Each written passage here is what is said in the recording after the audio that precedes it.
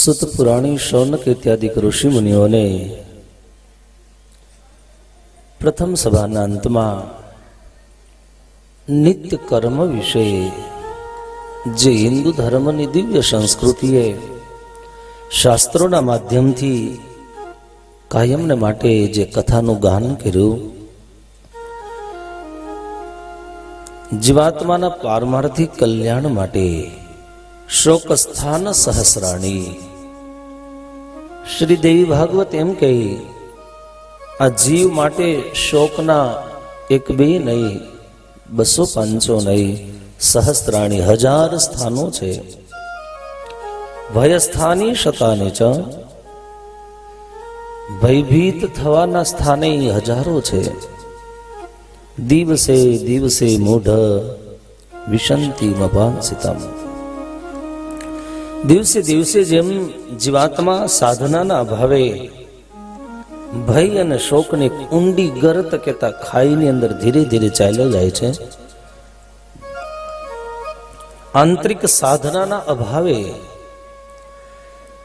जे जीवात्मा मानव जन्म धारण कर्या पछी मोक्ष ने अभिलाषाओथी वंचित रही छे आवो जीवात्मा भवाब्धिनी अंदर मूढ़ अने मूर्ख तरीके जेनी गणना थाय छे अने त्यारे आज विश्वनी विशाल पीठ पर श्वास लेतो हरेक मानव जेना हृदय में मोक्षनी दिव्य आकांक्षाओ भरी छे एवो विवेकी पुरुष शास्त्र संत ने सत्संगनो सहारो लई जे हजारों भय अने शोकना स्थानों छे एनाथी बची शके छे।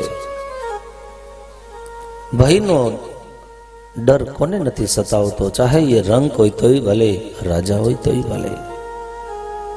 रंक राजा थी ऊपर उठी अमृतनु पान करनारा देवताओना मनमा भय छे हमणा पुण्यनो क्षय थशे अने हवे पछी पुण्यना अभावे स्वर्गनु साम्राज्य पण नहीं रहे।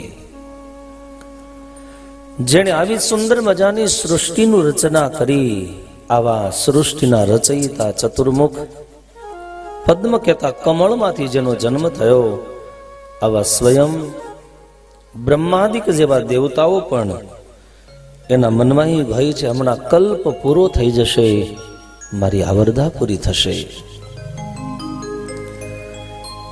भयथी भयभीत थયેલા સમાજને નિર્ભય બનવા માટે મોક્ષની ઈચ્છા રાખતો એ મુમુક્ષુ જીવ માટે મહર્ષિ વેદવ્યાસજી જન્મે જઈને કહે છે જન્મે જઈ એને શક્તિ આરાધનાનો સહારાની જરૂર છે અને ત્યારે ધર્મ અર્થ કામ અને મોક્ષ જીવાત્માના મોક્ષ માટે 4 પુરુષાર્થો નિશ્ચિત કરવામાં આવ્યા। आ देशनी धरती 4 पुरुषार्थना पायाओ पर उभी छे चाहे धर्म के संप्रदाय कोई पण होई शके। आ 4 पायाओ सनातन छे एक धर्मनो पायो छे एक अर्थ एक काम अने चतुर्थ मोक्ष। धर्मनो अर्थ छे धारयति इत्यनेन धर्म आ धरणी ने जे धारी शके अधः पतननी खाईनी अंदर जे पड़तो जीव एने धारण करी शके बचावी शके आनु नाम धर्म। संप्रदाय ये कोई धर्म नथी धर्म ये सनातन छे। धर्म ने रिलीजन में पण न कही शकाय रिलीजन ए पण धर्म नथी ये तो बहु संकुचित विचारधारा छे। धर्म तो नभमंडल नी अंदर पांख भरीने उड़ता गरुड़ जेवो विशाल छे जेने न तो दिशा में कल्पी शकाय जेने न तो समय नी अंदर आबद्ध केता बांधी शका। धर्म थी ज माणस सुशोभित थाय छे धर्म थी ज माणस वंदनीय बने छे अने धर्म ज समाज में यश अने कीर्ति अपावनारो बने छे। चाहे ये वर्णनो धर्म होय चाहे ये आश्रमनो धर्म होय चाहे ये स्त्री धर्म होय चाहे ये पुरुष धर्म होय चाहे ये कर्तव्य कर्मनो धर्म होय परंतु जारे जारे સમાજ પોતાના કર્તવ્ય ધર્મથી ચ્યુત થાય છે, ભ્રષ્ટ થાય છે. આવા સમાજને ફરીવાર ધર્મની પટરી ઉપર, તે પાટા ઉપર લાવવા માટે મહાપુરુષો આ જગતની અંદર જન્મ ધારણ કરે. હિન્દુ સંસ્કૃતિનો ધર્મ સનાતન છે. આ ધર્મ સંપ્રદાય, ધર્મની વ્યાખ્યા કોઈ સંપ્રદાય સાથે ક્યારેય બાંધી ન શકાય. ઘણી વખતે લોકો અજ્ઞાનતાને લીધેથી એમ કે આ ધર્મ છે, આ પેલો ધર્મ છે. પણ ધર્મનો પ્રાદુર્ભાવ ભગવાન થકી થયેલો છે, એટલે ધર્મ કોઈ વર્ણ આશ્રમથી બંધાતો નથી. હા, બાપ તરીકેનું એક પુરુષનું કર્તવ્ય એ અલગ હોઈ શકે, મા તરીકેનું સંતાનની આગળ કર્તવ્ય કર્મ અલગ હોઈ શકે. પણ સત્ય બોલવું, વડીલોને વંદન કરવા, પ્રકૃતિની પૂજા કરવી, બીજાના નિંદાના પાત્ર ન બનવું, આ બધો જ હિન્દુ સનાતન ધર્મ છે. એ બધા જ માટે સમાન છે. એક સામાન્ય બિંદુ કેતા જળ, જે ચમચીની અંદર, જે પાત્રની અંદર, જે હાથની અંદર, મહાસાગરમાંથી તમે જલની અંજલિ ભરો અને પછી એ અંજલિ એક કિનારાઓની અંદર આબદ્ધ થાય છે. માટે જ હાથની અંદર, હથેળીમાં રહેલું જળ નથી એમાં મોજો આવતું, નથી માછલું રહી શકતું, નથી એમાં રત્નો રહી શકતા, નથી નૌકા રહી શકતી. તેમ નથી એ જ જળ મહાસાગર પણ કહેવાતો. પણ જે દિવસે એ જ બિંદુ મર્યાદાનો માર્ગ તોડીને સિંધુમાં સમાહિત થઈ જશે, તે દિવસે એક જળનું બિંદુ મહાસાગરની ઉપમાને પામી જશે. એમ આ શરીરની અંદર, આ પંચ મહાભૂતના પિંડમાં પુરાયેલો એ જીવ હજી જ્યાં સુધી મારા તારાની દિવાલોમાં છે, રાગ, દ્વેષ, અહંકાર જેમ આંખની અંદર નાનું સરખું કણું પડે અને પછી જેમ જગતની અંદર વિકારોના દર્શન થાય, એમ ઈર્ષા, આગના જ્યારે કણાઓ પડે છે ત્યારે સમાજની અંદર વિકૃતિ દેખાય છે. પણ જે દિવસે જીવ મારા તારાની ભેદોને સાહસિક બનીને તોડી નાખશે, તે દિવસે યાદ રાખજો, આ જગદીશ્વરનું જગત એને સમસ્ત જગતના જીવો પરિવાર જેવા લાગશે. અને એટલે જ આપણા દેશના ઋષિ મુનિઓએ આ સૂત્ર કીધું. માત્ર ને માત્ર આ ઋષિ મુનિઓએ વાંચીને નથી કીધું, હૃદયની અંદર ધરબાઈને પડેલી જે ઊંડી ભીતરની ભાવનાઓ, એમાં મરજીવા બની ડૂબકીઓ લગાડી, કેટલી સાધનાને અંતે ઈશ્વરના હૃદયના સંદેશાઓ વ્યક્તિ સુધી પહોંચાડવા માટે અહમ નીજ પરોવેતી ગણનામ લઘુ ચેતસા ઉદાર સરિતાનામ વસુધૈવ કુટુંબકમ. અહમ નીચ, આ મારું છે, પરોવેતી, આ મારું નથી એટલે એ પરાયું થઈ ગયું. ગણનામ લઘુ ચેતસા, આવી લઘુતાની ગ્રંથિ, આવી મારા તારાની ગ્રંથિ જેના મગજમાં પડી છે, એ ઈશ્વર કૃપાનો, જગદંબાના કૃપાનો અધિકારી ક્યારેય બની શકતો નથી. એક સામાન્ય જળના બિંદુને આખી મહાસાગરની ઉપમા મળી જતી હોય, તો જે દિવસે આ જીવ આ બધું જ તોડી અને જગદીશ્વરના તમામ આસ્તિક્ય સદગુણોનો સ્વીકાર કરી લે, તે દિવસે જીવ પણ એ ઈશ્વર જેવો બની જાય છે. પણ ઈશ્વરની અંદર જે સામર્થ્ય છે સૃષ્ટિનું સર્જન કરવાનું, એ સામર્થ્ય ન મળે.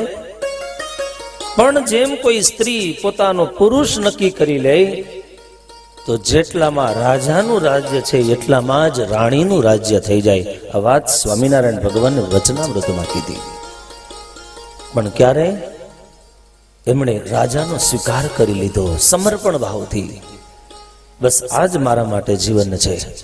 એમ જે દિવસે જીવાત્માઓ ભગવાનના દૈવી સદગુણોનો સહર્ષ સ્વીકાર કરે, આ મારું કર્તવ્ય છે, ઇટ ઇઝ માય ડ્યુટી, આ મારું ફરજ છે. સમાજને વ્યવસ્થિત બનાવવો એ યાદ રાખજો, વિરાટ નારાયણની સેવા છે. જેમ દર્દીને દવા આપીને એના દર્દને દૂર કરવામાં આવે, એમ સમાજમાં જે દિવસે નાની મોટી આપત્તિઓ આવે, તે દિવસે આપત્તિઓ વિરાટ નારાયણને સ્વસ્થ અને મસ્ત બનાવવા માટે આપણી બુદ્ધિ શક્તિ, આપણી ધન શક્તિ સમાજના ઉત્કર્ષ માટે વપરાવી જોઈએ, એ સરાહનીય છે. અને ત્યારે ધર્મ, અર્થ, કામ અને મોક્ષ. ધર્મ કોને કહેવાય? તો કે જે ધારણ કરે. શું ધારણ કરે? તો કે માણસને દુર્વિચારોથી બચાવે. માણસ કુસંગતિ તરફ જ્યારે પ્રગતિ કરતો હોય, પ્રતિપળ આગળ વધતો હોય, ત્યારે એને જે કોઈ બચાવે. આજે આપણને ખરાબ વિચારો થકી, ખરાબ કૃત્યો થકી આપણને અંદરથી ઉદ્ગાર નીકળે, આ કામ મારે ન કરાય, અમારી પરંપરાને અનુરૂપ નથી. આ જે દિવસે તમારા અંતર આત્મામાંથી આર્તનાદ આવે, તેથી સમજી રાખજો, હજી તમારા જીવનના હૃદય અને મન ઉપર ધર્મનું આધિપત્ય છે. શાસ્ત્રનું કામ જ આ છે. અને એટલા માટે જ આ જેમાં ધર્મ, અર્થ, કામ અને પુરુષાર્થના જે વિવેચનો કર્યા છે, એને શાસ્ત્ર એટલા માટે જ કીધા છે કે જે આપણા હૃદય ઉપર શાસન કરી શકે, એને શાસ્ત્ર કહેવાય. ધર્મ જીવનની અંદર હોવો જોઈએ. માણસ જીવે છે તો માણસમાં ધર્મ હોવો જોઈએ. તો યાદ રાખજો, બીજો પુરુષાર્થ છે અર્થ. અર્થ એટલે આપ સમજી શકો, જેને સંપત્તિ કહેવાય. માણસ ઈશ્વરનો દાસ હોય એ સંભવ છે, પણ અર્થનો દાસ ન બનવો જોઈએ. દિવ્ય વૈષ્ણવ પરંપરાની અંદર તમે જાઓ, જ્યાં જ્યાં અર્થની પ્રાધાન્યતા બતાવી છે, અને ત્યાં તુરંત ઉપમા અને ઉપમેયો આપી અને તુરંત ભગવાનના ભક્તને, જીવાત્માને હરિદાસ માટે ઇંગિત ઈશારો કરી અને સાવધાન કરવામાં આવ્યો છે. અને એક વાત તો ચોક્કસ છે, જે અર્થનો દાસ થાય એ પ્રભુનો દાસ કોઈ દિવસ ન થઈ શકે. કારણ એ અર્થની અંદર અનેક પ્રકારની આપત્તિઓ, અનેક પ્રકારના દુર્વિચારો, દુર્વ્યસનો એ સહજ રહેલા છે. આ લક્ષ્મી પ્રત્યેનો, અર્થ પ્રત્યેનો તિરસ્કાર નથી, આલોચના નથી. અને જે કામ અર્થથી થાય છે એ કામ ધર્મથી નથી થતું, જે કામ ધર્મથી થાય એ અર્થથી નથી થતું. આ વ્યાસપીઠની મહાનતા એ છે, કોઈ એમ કે સંપત્તિની જરૂર નથી. તમે શું પેટ્રોલ પંપે ઉભા રહ્યો તો તમે એમ કે મારા હાથમાં માળા છે, ડીઝલની ટાંકી ભરી દે, એ સંભવ નથી. ત્યાં અર્થની પ્રાધાન્યતા છે, ત્યાં એની જરૂર પડે. અને હિન્દુ ધર્મની અંદર લાખો વર્ષ પછી આવનાર જે સિચ્યુએશન છે, જે પરિસ્થિતિઓ છે, એ લાખો વર્ષની પરિસ્થિતિઓને પાર જોનારા દેશના ઋષિ મુનિઓએ જેટલું ધર્મની પ્રાધાન્યતા એટલી જ અર્થની પ્રાધાન્યતા. તમને સવાલ પૂછું, જો અર્થ ન હોય તો આ ભગીરથ કાર્ય થઈ શકે? સંભવ છે? અમારી અર્થની જરૂર છે, પણ સાવધાન ત્યાં કર્યા છે. ચારે ચાર પુરુષાર્થના ચારેય પાયાઓ મજબૂત હોવા જોઈએ. તમે ધન કમાઓ, અર્થ પ્રાપ્તિ માટે ઉદ્યમ કરો, અને આખા વિશ્વમાં સર્વે કરવામાં આવ્યો. જેટલા દેશો છે બધા જ દેશોમાં સર્વે કર્યું છે કે અર્થ પ્રાપ્તિ માટે પોતાના દેશ વટો જો કોઈ આપતું હોય તો એ ભારતના માનવીઓ છે. કુટુંબને છોડી, પરિવારને છોડી નહીં, અર્થ પ્રાપ્તિ માટે એ વિદેશની અંદર જાય છે. અને બીજું સર્વે કરવામાં આવ્યું કે વિદેશથી કમાયેલી સંપત્તિ સૌથી વધારે કોઈ પોતાના વતનની અંદર મોકલતા હોય તો એ પણ ભારતીયો છે. હું ન ભૂલતો હોય તો 56% લોકો છે. અને ત્યારે અમે ઘણું બધું વિદેશોમાં, યુરોપમાં, આફ્રિકામાં બધી જોયું છે. એક માણસ, સામાન્ય માણસ અહીંથી આરતી કરવા માટે ગયો હોય છે અને બહુ મોટા મેગા મોલો ચલાવે, 5-5 હજાર માણસો કામ કરતા હોય, જેની પોતાની બેંકો ચાલતી હોય, હજારોના કારબાર હોય છે. સાહસિક એ વૃત્તિ હિન્દુ ધર્મને મળી છે, ભારતના લોકોને મળી. અને ભારતમાં એ ગર્વથી તમને કહું, ગુજરાતીઓમાં સાહસિક શક્તિ સૌથી વધારે છે. આટલું જ નહીં, જ્યારે જરૂર પડી આ દેશને ત્યારે સરદાર વલ્લભભાઈએ મળ્યા મહાત્મા ગાંધી આ દેશને, ગુજરાતીઓએ આ દેશની સંસ્કૃતિના રક્ષણ માટે મોતના કફન બાંધીને આગળ ચાલ્યા છે. કાયમ માર્ગદર્શન પૂરું પાડ્યું છે. પણ આટલું બધું ગર્વ લીધા પછી આપણા મહાપુરુષોએ, આપણા શહીદોએ, આપણા દેશભક્તોએ, આપણા પિતૃઓએ આપેલા બલિદાનો, એના કિંમતી શ્વાસો એ ક્યારેય ભૂલાવા પણ ન જોઈએ. બહુ મોટી જવાબદારી આપણા સૌના ખભા ઉપર છે. મોટા ઘરનો દીકરો હોય એના ખભા ઉપર ઝાઝી જવાબદારીઓ હોય છે.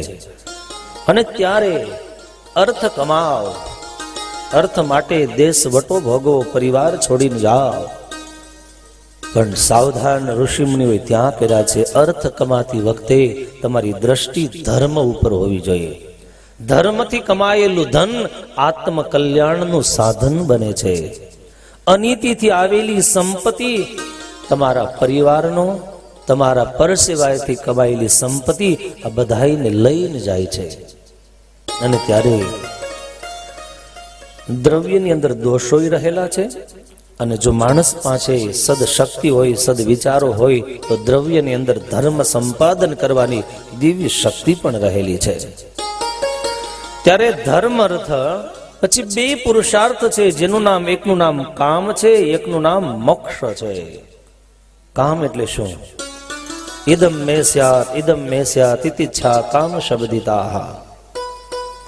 આ કામ હું કરું, આ કામ મારા સિવાય ન થાય, હું કરું તો જ થાય, આવી ખોટી જે આકાંક્ષા અને અપેક્ષાઓ, ઇદમ મે સ્યાત, ઇદમ મે સ્યાત, આ હું કરું, આ જ હું કરું, આવી જે ખોટી ઘેલસાઓ, ઇતિચ્છા કામ શબ્દિતા, ખોટી જે સંકલ્પની કીડી એમ કહે કે મારે ઠેઠ કાશીની યાત્રાએ જવું છે, તો એ ચાલીને કોઈ દિવસ ન પહોંચી શકે. પણ કોઈ યાત્રાએ જતો એને સુખડીના ડબ્બામાં બેસી જાય તો વગર રિઝર્વેશને, કોઈ પણ જાતની ચિંતા વગર ત્યાં પહોંચી જાય ને પાછી માધાપર જૂનાવાસમાં આવી જાય. એમ આ લોકની અંદર જે માણસની પોતાની કેપેસિટી કરતા બહુ ઝાઝું વિચારે છે. ઘણી વખતે તમે જુઓ સમાજની અંદર માણસ જરૂર કરતા વધારે સાહસ કરી લે છે, પછી ઝેર પીવાનો વારો આવે, આત્મહત્યાનો વારો આવે, સમાજમાંથી ભાગી છૂટવાનો વારો આવે. આ ખોટી કામની ઘેલસાઓ છે, માણસને ક્યારેક માણસાઈના માર્ગથી પણ ભ્રષ્ટ કરે છે. આ દેશના ઋષિમુનિ બહુ વિચાર કરીને ચાર પુરુષાર્થોની સિદ્ધિથી માનવ માત્રને એ વિદિત કર્યો છે. ત્યારે કામના હોવી જોઈએ, પણ એ કામના કેવી હોવી જોઈએ? જેમાં સ્વ અને પરનું કલ્યાણ સમાયેલું હોય, જે કામનાઓ સરાહનીય અને વંદનીય હોય છે. અને ત્યારે છેલ્લી વાત છે મોક્ષની. ઘણી વખતે સમાજની અંદર મોક્ષ માટે શું કહેવામાં આવે? કોઈ એમ કે કાશીએ જઈ અને કરવત મેલાવો, મોક્ષ થઈ જાય. કોઈ એમ કે ગિરનાર ઉપર ચડીને ભૈરવ જપ ખાવામાં આવે, મોક્ષ થઈ જાય. પણ આ વાત ક્યાંય સત્યને સ્પર્શતી નથી, યાદ રાખજો. મોક્ષનો તો બહુ સીધો, સાદો અને સરળ અર્થ છે. જીવતા છતાંય જગતમાં જેને કોઈની વાસના ક્યારેય પણ સ્પર્શ કરતી નથી, એ માનવ દેહમાં રહ્યો છતાંય મુક્તિનો અનુભવ કરે છે. આનું નામ મોક્ષ. મર્યા પછીની જે બધી કલ્પનાઓ છે એ હિન્દુ સિવાયના ધર્મની કલ્પના છે. હિન્દુ ધર્મની કલ્પના સ્વર્ગ જીવતા છતાં છે, મોક્ષની પ્રાપ્તિ પણ જીવતા છતાં છે. અને એટલા માટે ભાગવતજીના 7મા શ્લોકમાં જો વલ્લભાચાર્યજીની દિવ્ય પરંપરાઓ, એને મોક્ષ કોને કીધો? અને ત્યારે વૃત્રાસુરની સ્તુતિમાં બહુ સુંદર મજાના શ્લોકોને મોક્ષ કીધો છે. વૃત્રાસુર અસુર હતો, ઇન્દ્રના વજ્રથી મૃત્યુનો શિકાર કરે. મરતા મરતા 4 શ્લોક બોલે, જેને ધર્મ અર્થ કામ અને મોક્ષ કહેવાય. છેલ્લો શ્લોક એનો છે મોક્ષ માટેનો. વૃત્રાસુર એટલું જ કીધું, ભગવાન હવે પછીના જન્મમાં તમે મળો તોય ભલે, ન મળો તોય ભલે, હું એ પણ તમારી પાસે નથી માંગતો કે આવતા જન્મની અંદર તમારો મને યોગ થવો જોઈએ, દર્શન થવો જોઈએ. અને તે દિવસે વૃત્રાસુરે એટલું જ કીધું, તમે ન મળો પણ જે તમને મેળવવા માંગે છે, જે તમને મળેલા છે, તમારા ગુણોથી જે કાયમને માટે સંસ્કારિત રહે છે, આવા ભક્તનો મને યોગ આપજો તો હું એમ માનીશ મારો મોક્ષ થઈ ગયો. અથવા તો કોઈ ભગવદીય ભક્તના ઘરની મને ગાય બનાવશો અને એ દૂધ જો પણ એ ભક્તના એ ઉદર સુધી જશે તો હું માની લઈશ મારો મોક્ષ થઈ ગયો. ત્યારે આજકાલ એમ કહેવાય, પુરાણોના માધ્યમથી, પોથીઓના માધ્યમથી સમાજને જે ભયભીત કરવામાં આવ્યો છે એ આપણી પરંપરા નથી. આપણે તો એ ઈશ્વરના સંતાનો છીએ, ત્યારે મૃત્યુથી ડરવાની જરૂર નથી. પણ જેના જીવનમાં ધર્મ નથી, અર્થ નથી, કામ નથી, મોક્ષની જેને કોઈ દિવસે ઈચ્છાઓ છે એવી નથી, એ માણસને મોતનો ડર લાગે છે. નરસૈયાના હજારો કીર્તનો, મીરાના પદ કેટલા તમે જોવે, પણ એને એકેય પદમાં એમ નથી કીધું ભગવાન હું તારી પાસે દ્વારિકાધીશ એવું માગું છું મારું કોઈ દી મૃત્યુ ન થાય. ન નરસૈયો બોલે, ન મીરા બોલે, ન મુક્તાનંદ સ્વામી બોલે, કોઈ ન બોલે. કારણ આ લોકોએ જીવતા છતાંય ઈશ્વર આનંદનો અનુભવ મેળવો તો નહીં, માણ્યો તો જીવનના એક એક શ્વાસમાં એને રંગી દીધો હતો. અને ત્યારે સદગુરુ મુક્તાનંદ સ્વામી એમ કહે કે હે પ્રભુ, જે દિવસે તારા દર્શન ન થાય ને તે દિવસે મારા જે જીવનની સ્થિતિ સર્જાય છે, જે દિનમાં દર્શન નવ પામું રે તે દિન વીતે રોયને રે મારા નેણા ઠરે છે જોઈને. જેણે પોતાના નેત્રનું જીવન ઈષ્ટદેવના દર્શન સિવાય કોઈ કામનાઓ નથી રાખી, આના નેત્રનું જીવન ધન્ય બની ગયું હે. જેની શ્રવણેન્દ્રિયો વિષયના રાગ અને જગતના પ્રપંચો નહીં, ઈશ્વર કથા સાંભળવા માટે જેના કાન ટેવાયેલા છે એની કાન થકી પણ મુક્તિ થઈ ગઈ છે. અને ત્યારે ધર્મ, અર્થ, કામ અને મોક્ષ આ ચાર પુરુષાર્થની સિદ્ધિ માટે આપણા શાસ્ત્રોએ વિવિધ ધર્મના માધ્યમથી, સંપ્રદાયોના માધ્યમથી, સત્સંગ અને પ્રવચનોના માધ્યમથી આની વ્યાખ્યાઓ કરવામાં આવી છે. પણ ઘણી વખતે એની વ્યાખ્યાનમાળા અલગ હોય છે, ઘણી વખતે કહેનારનો ભાવ અલગ હોય તો ઘણી વખતે સાંભળનારાની બુદ્ધિઓના ભેદને લીધેથી આમાં ઘણી બધી વિકૃતિઓ આવી છે. અને ત્યારે શુદ્ધ વાત જે શાસ્ત્રોએ કાયમને માટે કહી હતી, અને એ વાત અહીંયા આદ્ય શક્તિની આરાધના માટે સુત પુરાણી શૌનક ઇત્યાદિ ઋષિમુનિઓને કહે છે કે હે ઋષિમુનિઓ, કર્તવ્ય ધર્મ છે એક સમાજ ધર્મ, એક કુટુંબ ધર્મ, એક કુળ ધર્મ, એક આચાર ધર્મ, એક ક્ષેત્ર ધર્મ, એક રાષ્ટ્ર ધર્મ, એક સમાજ ધર્મ, એક યુગ ધર્મ. આ બધા જ ધર્મના વિભિન્ન માર્ગો છે. ગીતાની શરૂઆત તમે જુઓ, સંજય પહેલો જ શ્લોક કહે છે ધર્મ ક્ષેત્રે કુરુક્ષેત્રે. યુદ્ધ ક્યાં કર્યું છે? ધર્મ ક્ષેત્રમાં. કેમ? તો કે યોદ્ધાઓ લડવાના છે, એમાં મૃત્યુને શરણ થવાના જ છે. તો મરેલા યોદ્ધાઓને કમસે કમ ભગવત ધામની પ્રાપ્તિ થાય, આવા શ્રેષ્ઠ ધામની અંદર, ધર્મયુક્ત સ્થળની અંદર યુદ્ધ કરવામાં આવે, મૃત્યુને શરણ થયેલા જીવોય પણ ભગવત ધામના અધિકારી બને. પરંતુ ધૃતરાષ્ટ્ર અંધ હતા, એ અહીંયા નિંદાને પાત્ર નથી, પણ એમ કહેવાય કે અંધ ધૃતરાષ્ટ્રના મનમાં જે પહેલો શ્લોક છે એનાથી એ નક્કી થાય છે કે ધૃતરાષ્ટ્રના મનની અંદર મારા તારાની દિવાલ કેટલી મજબૂત હતી. સમવેતા યુત્સવ મામકાહ પાંડવાહ શૈવ કિમ કુર્વતા સંજય. આ પહેલો શ્લોક આવડે છે. આમાંથી કોઈને ગીતાનો એકાદ શ્લોક આવડે છે? ગીતાના શ્લોક કેટલા છે એ ખબર છે? 735 શ્લોક છે. આ 35 હમણાં આવ્યા, હતા તો 700 જ. અધ્યાય કેટલા છે ગીતાના? આમાંથી કોઈને ખબર છે? ગીતાના અધ્યાય કેટલા છે? 18. આપણે હિન્દુ ધર્મની અંદર આપણો જન્મ થયો, એમાં જીવીએ છીએ, આપણને ખબર હોવી જોઈએ ગીતાના અધ્યાય કેટલા, એના શ્લોક કેટલા. એમાં સંવાદ કોણ છે, ગાનાર કોણ છે, ક્યારે ગાય, કઈ પરિસ્થિતિમાં ગાય, શેના માટે ગાય છે.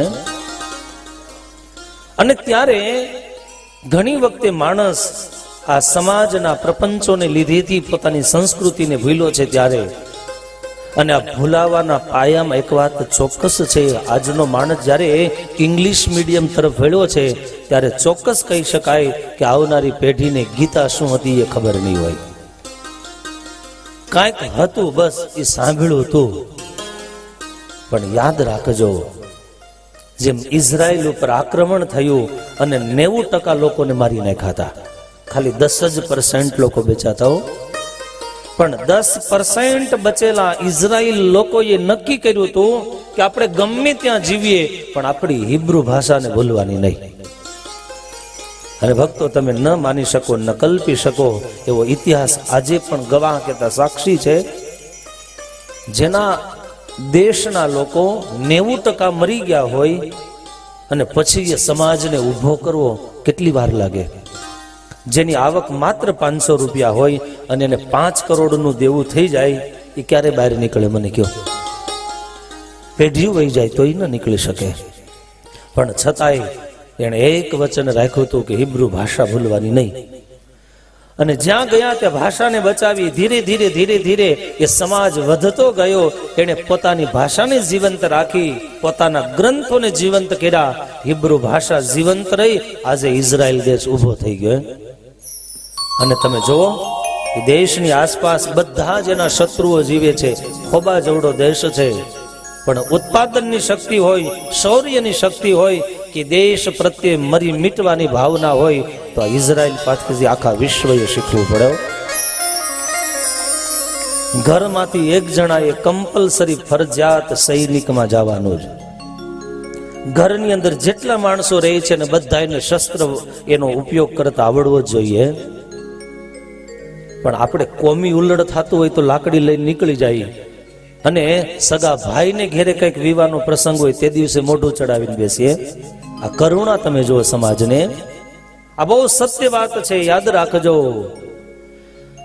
આમાંથી જે દિવસે બહાર આવતા શીખી જશું, હું તો એમ કહું તે દિવસે તમારે માળાની જરૂર નથી. આ સમાજ માટે, પરિવાર માટે, રાષ્ટ્ર માટે જીવતા શીખી જાઓ. ઈશ્વરે એમ માનશે કે મેં આને માનવ બનાવ્યો, લાયક હતો. ક્યારેક ધર્મની આડમાં, ક્યારેક વેશ અને આભૂષણોની આડમાં આપણે ઘણું બધું ગુમાવી દેતા હોઈએ છીએ. અને ત્યારે તમારા છોકરા, એના છોકરા ઇંગ્લિશ મીડિયમમાં ભણે. એમાં ઘણા મા બાપ તો 70 વર્ષના હોય તો એવા રાજી થાય, એબીસીડી આવડી ગઈ, ઇંગ્લિશમાં બોલતો થઈ ગયો. એ ઇંગ્લિશમાં બોલતો થઈ ગયો, યાદ રાખજો, પણ તમારા સંસ્કાર એમાં કોઈ દી જીવતા નહીં રહી. એ વાત સત્ય છે. ઘરની અંદર ગુજરાતી બોલાવી જ જોઈએ 100%. છોકરાને ન બોલતા આવડે તો 10 વખત તમે આગ્રહ કરીને બોલો, પણ એ ગુજરાતી બોલે, એના જીભ ઉપર આપણી માતૃભાષા આવે એનો પ્રયોગ કરજો. નહીતર આ ગામમાં એક વૃદ્ધાશ્રમ છે, નહીતર આ ગામની અંદર યાદ રાખજો 100 બનાવશો તો ઓછા પડશે. આ વાત સત્ય છે. નહીતર જ્યાં મા બાપની કથાઓ ગવાતી હોય, તમે આપણા દેશ સિવાય જુઓ, આટલા બધા વૃદ્ધાશ્રમો શા માટે બનાવવા પડે? જે મા બાપનો વારસો જેને બધો જ મળી જાય, સંપત્તિનો મળી જાય, ઘર પરિવારનો મળી જાય, અને છતાંય એને મા બાપ ગમતા નથી. એનું કારણ શું? એમ કહેવાય, જે દિવસે આ દેશના સૂત્રો વિધર્મીઓએ આપણને સોંપી દીધા, આપણે સ્વતંત્ર બની ગયા, એના દેશમાં જતા રહ્યા અંગ્રેજો.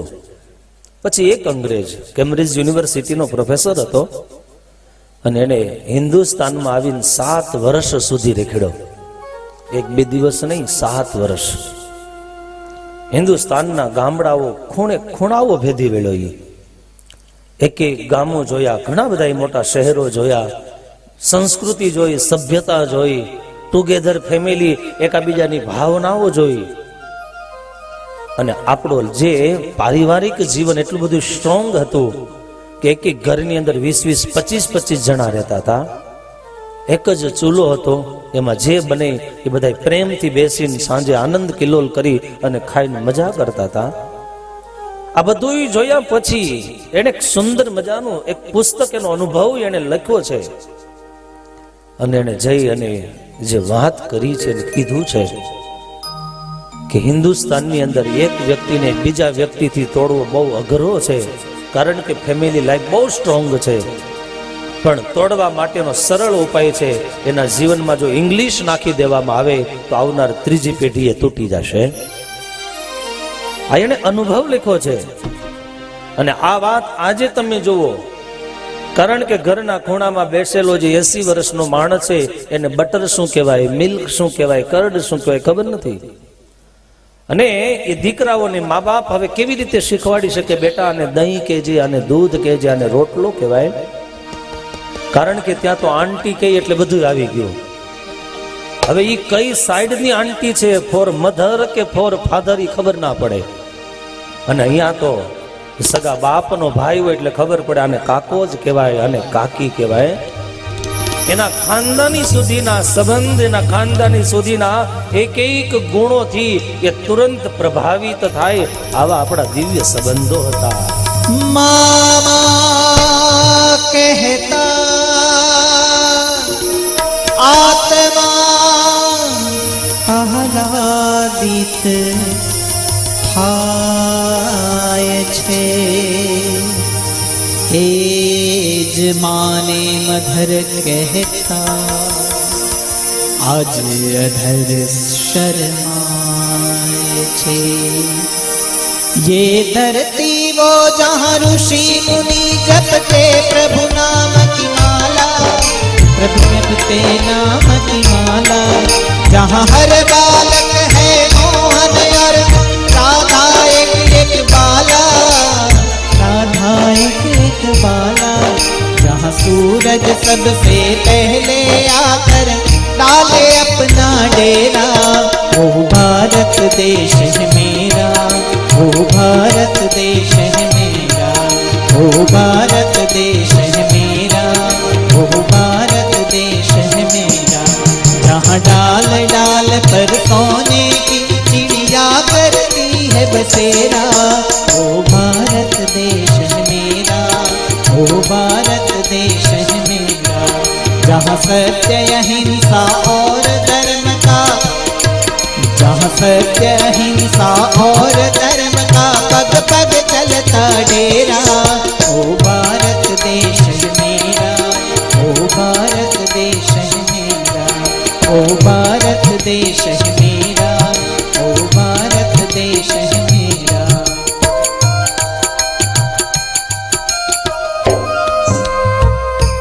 આ દેશના ઋષિ મુનિઓએ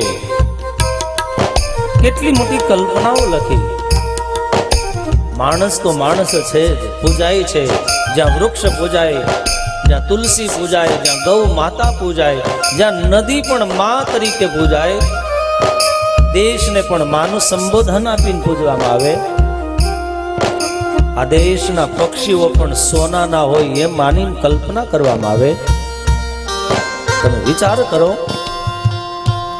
અને ત્યારે આ ભારતની ભવ્ય સંસ્કૃતિ ઉપર વિધર્મીઓના આક્રમણ પછી પણ આ દેશ પાછો ઊભો થઈ જાય, એવો ને એવો જીવતો થઈ જાય, એનું મૂળ કારણ હોય તો એ આપણા સંસ્કારો હતા. યાદ રાખજો. અન્યથા આ વિકૃત પરિસ્થિતિઓ, વિપરીત વાતાવરણોની વચ્ચે આજે તમે દેશની સ્થિતિ જોવો છો. આજે તમને ખબર હશે, કારણ કે આ દેશને બચાવવા માટે બહારના કરતા અંદરના જેટલા નડે છે એટલા બહારના નથી નડતા. કારણ જે નજીકનો છે એને જ ખબર છે કે આ માણસના પતન માટે આમાં કઈ ચાવી કામ કરે. અને એટલા માટે તમે યાદ રાખજો, હમણાં 26મી જાન્યુઆરી આવશે. રાષ્ટ્રધ્વજ વંદન કરવા માટે, સેલ્યુટ માટે જજો નજીક હોય તો. પણ કદાચ જાવું એ આપણો રાષ્ટ્ર ધર્મ છે, પણ સેલ્યુટ માર્યા પછી એટલો સંકલ્પ લેજો, અમારા દીકરાને કાયમને માટે ગુજરાતી શીખવાડશું એવી પ્રતિજ્ઞા કરીને આવજો. એને જ્ઞાન હોવું જોઈએ. આપણા જે સાધનો ખેતીવાડીના હતા, ઘર વપરાશના સાધનો હતા, એના નામ આવડતા નથી આપણને. અને પાછું આશ્ચર્ય અનુભવ એવો હો, અમને હવે ન આવડે. ભાગ ફૂટ્યું તારું, એમાં તો આપણો દેશ આજે ઊભો છે ઊંચું મસ્તક કરી. આપણે ગૌરવ લેવું હોય તો આપણી માતૃભાષાનું લેજો. આજે હું ગર્વ સાથે કહું, લગભગ 10-12 વર્ષ થયા હશે, લંડનની અંદર અમે જતા હતા. એક યુવાન દીકરો જેની 25-28 વર્ષની ઉંમર હશે, ન ભૂલું લગભગ માધાપરનો જ હતો. રામાયણની કથા ખૂબ સાંભળતો. કંઈક વાત કરી તો એ છોકરો જે શબ્દ બોલ્યો, આજ 12 વર્ષથી હજી નથી ભૂલાણા. એ કે મારા પિતાશ્રી કે જ્યાં પણ કથા હોય ત્યાં ચોક્કસ જાય. એ પિતાશ્રી શબ્દ જેનો લંડનમાં જન્મ થયો ને એના મોઢે સાંભળ્યા, તેથી ગર્વ થાય કે અહીંયા જીવનારો ફાધર અને ડેડી બોલે અને ત્યાં જીવનારો પિતાશ્રી કહી અને સંબોધે. ધન્ય છે આવા દીકરાઓને, ધન્ય છે એના મા બાપના સંસ્કારોને.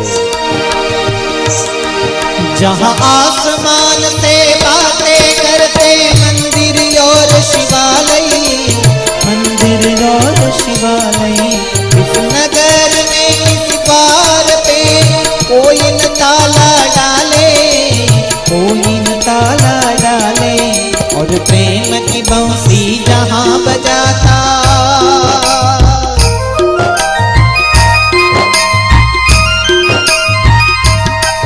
और प्रेम की बंसी जहाँ बजाता, आए कृष्ण कन्हैया. ओ भारत देश है मेरा, ओ भारत देश है मेरा, जहाँ डाल डाल पर सोने की चिड़िया करती है बसेरा. ओ भारत देश है मेरा, ओ भारत देश है मेरा, ओ भारत દેશ है मेरा, ओ भारत देश है मेरा. આ એ ભારત દેશ. આ ભારત શબ્દનો ભાવયુક્ત શબ્દ તમે જુઓ, જે ભાવનામાં રત છે, આનું નામ ભારત કહેવાય. જેની ભાવનાઓ તો જુઓ, ઉનાળો આવે તો કીડિયારો પૂરવા નીકળે, ગાયોને પાણી ન મળતા હોય તો અવેડાઓ બનાવી દે, ગાયોને ચારોનો અભાવ હોય તો અહીંયા 9 દિવસ કથા ચાલે, 9 દિવસ હજારો ગાયો અન્ન જમે. આટલી ભાવનાઓના રતમાં જીવતો એ માણસ, એની આવનાર પેઢી, તમે વિચાર કરો, જો આપણી ભાષા ભૂલી જશે તો કીડિયારું કોને કહેવાય ખબર કેમ પડશે? બહુ નાની સરખી વાત છે, પણ આવનાર ભવિષ્ય માટે બહુ દુઃખની વાત પણ છે. આ દેશના સૈનિકો સીનાની અંદર, હૃદયની અંદર ગોળીઓ ખાય છે, માથાની અંદર ગોળીઓ આવે છે, શત્રુઓ મારવા માટે આવે, અને છતાંય હસતા હસતા મોતનો સ્વીકાર કરી લે. એ આપણા સંસ્કાર માટે મરે છે. આપણી આવનાર પેઢી સંસ્કારિત રહી એના માટે એ મોતનો સહર્ષ સ્વીકાર કરે છે.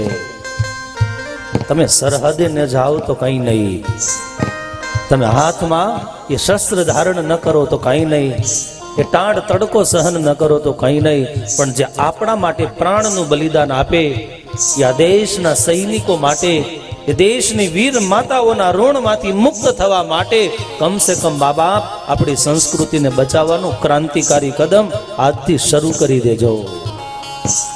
આટલું તો કરો ને. અને તમારા માટે છે, અને તમે સ્વસ્થ હશો, તમારો પરિવાર સ્વસ્થ હશે તો ગામ સ્વસ્થ હશે, ગામ સ્વસ્થ હશે તો આ રાજ્ય સ્વસ્થ હશે, રાજ્ય સ્વસ્થ હશે તો આ દેશ સ્વસ્થ હશે. તમે આ દેશનો એક નાનો એવો પણ હિસ્સો છો, એ ભૂલતા નહીં કોઈ દિવસ. અને ત્યારે આ દિવ્ય સંસ્કૃતિના સંદેહાવાહક, આ હરેક ભારતની દિવ્ય પીઠ ઉપર જીવતો માણસ પોતાની જાતને ગર્વતાની સાથે જીવવું જોઈએ. જેટલા પણ શ્વાસ મળ્યા છે એ હરેક શ્વાસની અંદર ખુમારી હોવી જોઈએ. ત્યારે અહીંયા સુત પુરાણી શૌનક ઇત્યાદિક ઋષિમુનિઓને કહે છે, કો સો સત્યવ્રતો નામ બ્રાહ્મણો દ્વિજ સત્તમ કસ્મિન દેશે સમુત્પન્ન કીદૃશ્ચ વદસ્ય મે.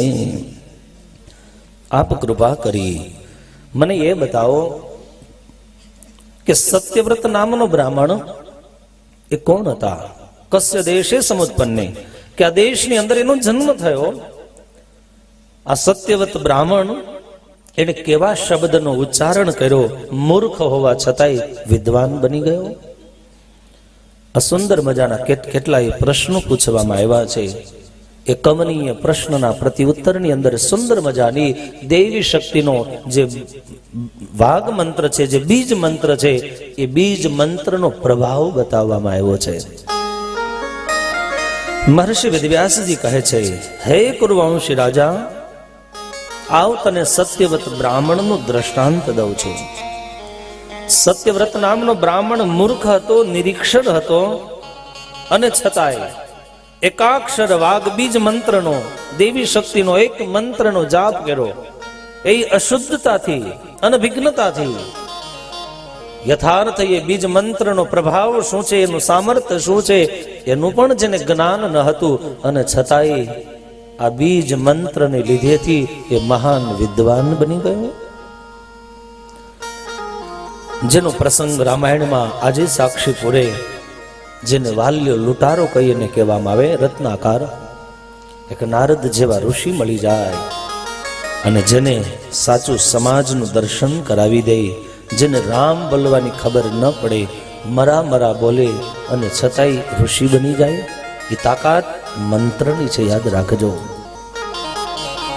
પણ મંત્રનો જપનારો, જાપ કરનારો જાપક જ્યારે પણ મંત્રનો ઉચ્ચારણ કરે છે ત્યારે કયા ભાવથી કરે એના ઉપર સાધનાની સિદ્ધિ રહેલી છે. કોઈ એક જણાને પૂછ્યું કે હું કેટલું પ્રાપ્ત કરી લઈશ, મને બતાવ, મારા જીવનમાં હું શું મેળવી શકીશ. અને તે દિવસે માણસ એટલું જ કીધું, જેટલું તું જતું કરીશ એટલું તું પ્રાપ્ત કરી શકીશ. સમજાય? મેળવવા માટે લાવવું પડે, પણ મળશે ત્યારે જ્યારે તું પેલા જતું કરવાની ભાવના શીખી જાય એટલું તું પ્રાપ્ત કરી શકીશ. હું તો કહું, આ સૂત્ર ઘરની દિવાલમાં લખી લેવું જોઈએ.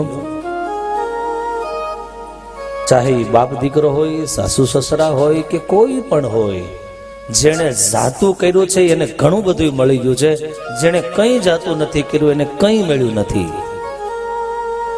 ઘણી વખતે એવું બને, તમને નાના હોય એ સંભળાવી દે તો ત્યાં જતું કરવું પડે. હા, જે દિવસેની બુદ્ધિ પરિપક્વ થશે એને સમજાશે, આ મારે ન બોલાય, તે પછી કોઈ દિવસ નહીં બોલે. પણ જાતું કર્યું હોત તો. અને ત્યારે ઘરની અંદર આ કથા સાંભળનારાઓ, ચાહે અહીંયા બેઠા બેઠા સાંભળો છો, ચાહે ટીવી થી જે પણ સાંભળો છો, એ બધાને મારી વ્યાસપીઠ ઉપરથી હાથ જોડીને વિનંતી છે, જતું કરતા શીખજો, ઘણું બધું મળી જશે. બાકી પ્રાપ્ત કરવા માટે તમે ગમે તેટલા પ્રયાસો કરશો, આ બાવડાઓ દુખી જશે, છતાંય કંઈ નહીં મળે. અહીંયા સ્વયં એમ કહેવાય, રત્નાકાર કહેતા, એ જ વાલ્મીક ઋષિ બની જાય, રામ રામ ને બદલે ઉલટા શબ્દ થઈ જાય, ઉલટા નામ જપત જગ જાને. આ મંત્રનો પ્રભાવ તમે જુઓ. રાજા સુત પુરાણી કહે છે કે સાંભળે એના માટે હું તને પ્રસંગ કહું. એક વખત હું તીર્થયાત્રા કરવા માટે ગયો.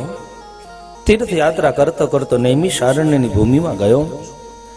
એ વખતે મોક્ષની ઈચ્છા રાખનારા કેટલા બધા ઋષિ મુનિઓ ત્યાં આવેલા, અને એમાં બ્રહ્માજીના માનસ પુત્રો, જેને 4 સનત કુમારો કહેવાય, એ પણ હાજર હતા. અને એ વખતે મહર્ષિ જમદગ્નિએ સભાની અંદર સવાલ પૂછ્યો કે મને એ બતાવો, આ જગતની અંદર કોણ શ્રેષ્ઠ છે? બ્રહ્મા શ્રેષ્ઠ છે, મહેશ, ઇન્દ્ર, કુબેર, અગ્નિ, પવન, ત્વષ્ટા, કાર્તિકેય, ગણેશ, અશ્વિની કુમારો, પૃષા, ચંદ્રમા, ગ્રહો, નક્ષત્રો, કોણ શ્રેષ્ઠ? આ સવાલ જ્યારે પૂછવામાં આવ્યો છે ત્યારે એમ કહેવાય, એ વખતે જમદગ્નિ ઋષિના પ્રશ્નનો પ્રત્યુત્તર લોમર્ષજી આપ્યો છે. લોમર્ષજી ઉભા થઈને કહે છે, સાંભળો, જેને આત્યંતિક કલ્યાણની ઈચ્છા છે, જેને દિવ્ય શક્તિની પ્રાપ્તિ કરવી છે,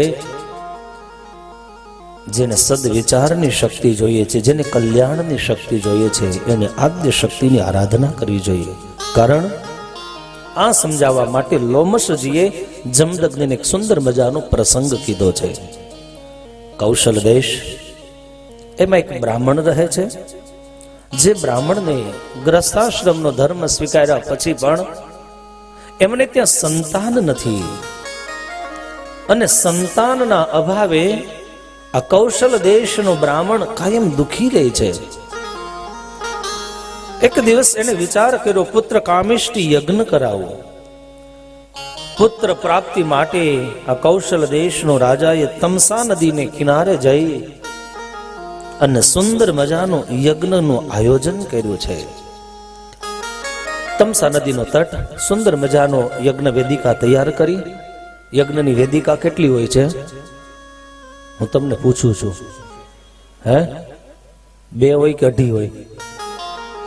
3 હોય. કેટલી? 3. ઘણી વખતે એ ખબર નથી, 2 કલાક બેઠા હોય તો. આ 3 વેદીઓ એ બ્રહ્મા, વિષ્ણુ અને મહેશ, આ 3 દેવોના ત્યાં સ્થાપન કરવામાં આવે અને એ યજ્ઞની અંદર ગૌ માતાના છાણથી યજ્ઞ કુંડને લીપવામાં આવે, અગ્નિનું સાક્ષાત આવાહન કરવામાં આવે. પણ આજે તમને કહું, નવું મકાન કરે, દુકાન કરે, ફેક્ટરી કરે, લોકો યજ્ઞ કરે છે. પણ મારી તો ભૂદેવોને વિનંતી છે, આજે અમે યજ્ઞો જોયા છે, લોખંડના કુંડમાં યજ્ઞ કરવામાં આવે. થાય છે કે નથી થતા માધાપરમાં?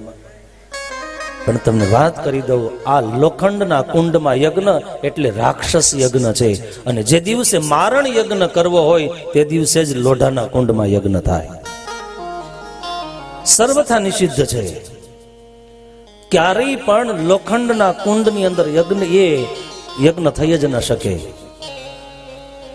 અને ત્યારે હા, ઘણી વખતે તાંબાના કુંડની અંદર યજ્ઞ થાય, એ સરાહનીય છે, હજી પણ કંઈક સ્વીકાર્ય છે.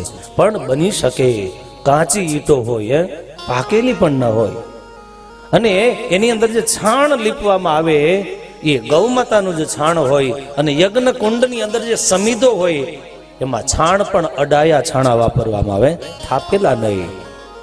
આ બધું હતું અને હજી સંભવ છે. તમે ફોન કરો ને જો હોમ ડિલિવરી પીઝા મળી જતા હોય તો અડાયા છાણા કેમ ન મળે?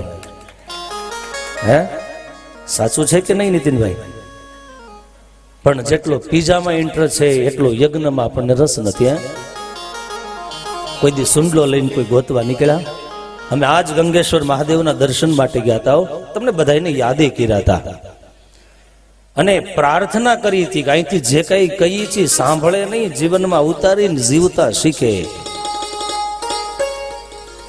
સુંદર મજાનો એ સ્વયંભૂ ગંગેશ્વર મહાદેવ, સ્વયંભૂ હનુમાનજી મહારાજ, ગણપતિ જે, આ બધી કેટલું બધી દૈવી શક્તિઓ આપણને અનાયાસે મળી ગઈ. પણ માણસને ફાર્મ હાઉસમાં જવું હોય તો ટાઈમ છે, કે ગંગેશ્વર સુધી પહોંચવાનો ટાઈમ નથી.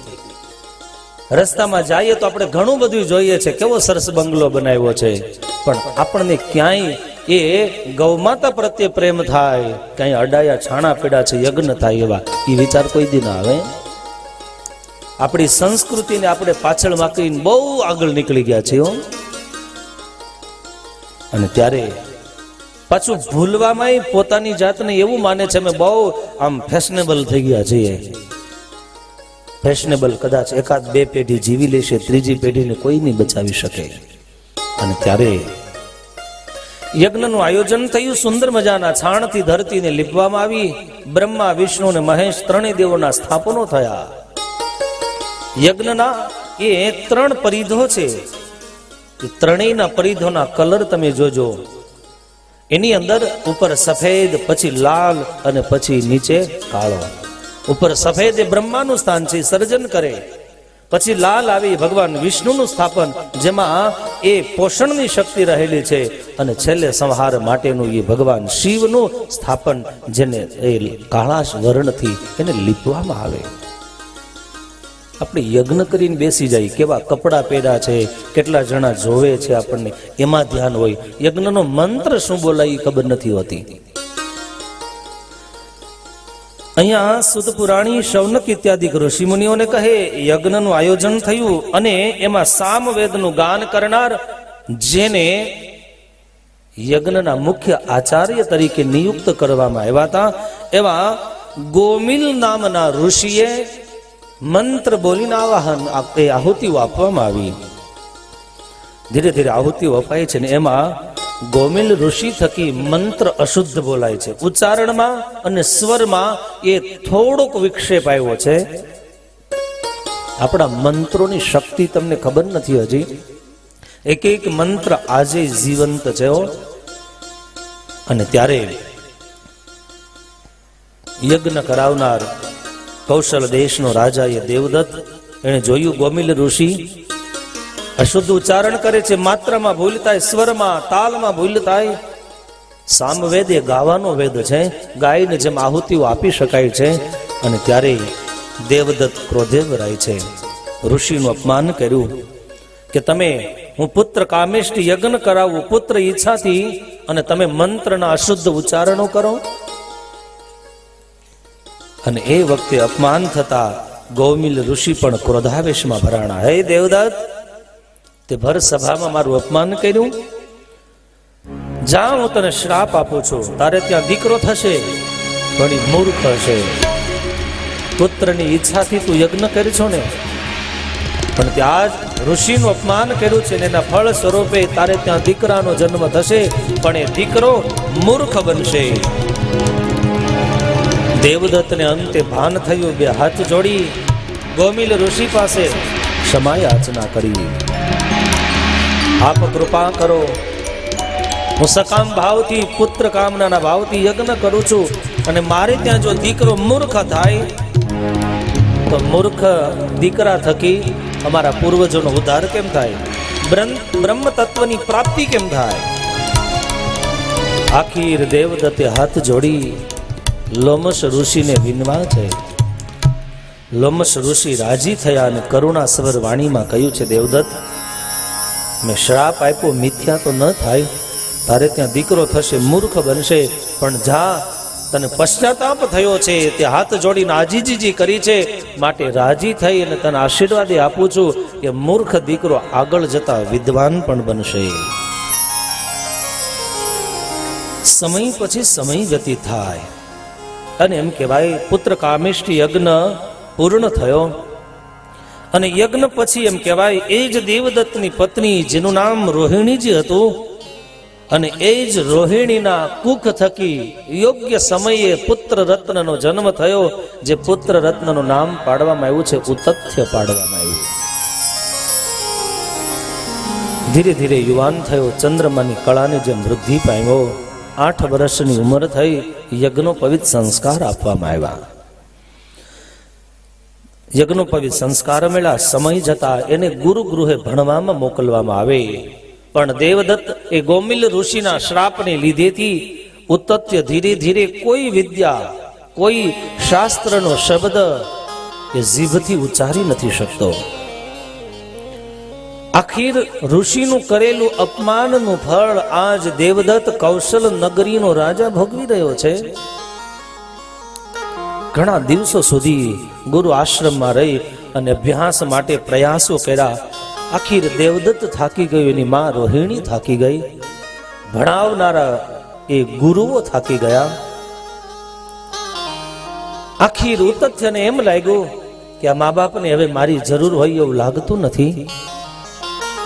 અને ત્યારે ઘણી વખતે યાદ રાખજો, આજના મા બાપો પોતાના દીકરા ઉપર, ઉંમર નાની હોય પણ આજનો નાનો એવો દીકરો જ્યારે સ્કૂલે ભણવા જતો હોય ત્યારે એના ખભા ઉપર જે સ્કૂલ બેગ જોઈને ત્યારે આપણને દયા આવે, ક્યાં આની ઉંમર અને આ ક્યાં પુસ્તકોનો ભાર. હે, ભણતર તો ભાર વગેરેનું હોવું જોઈએ.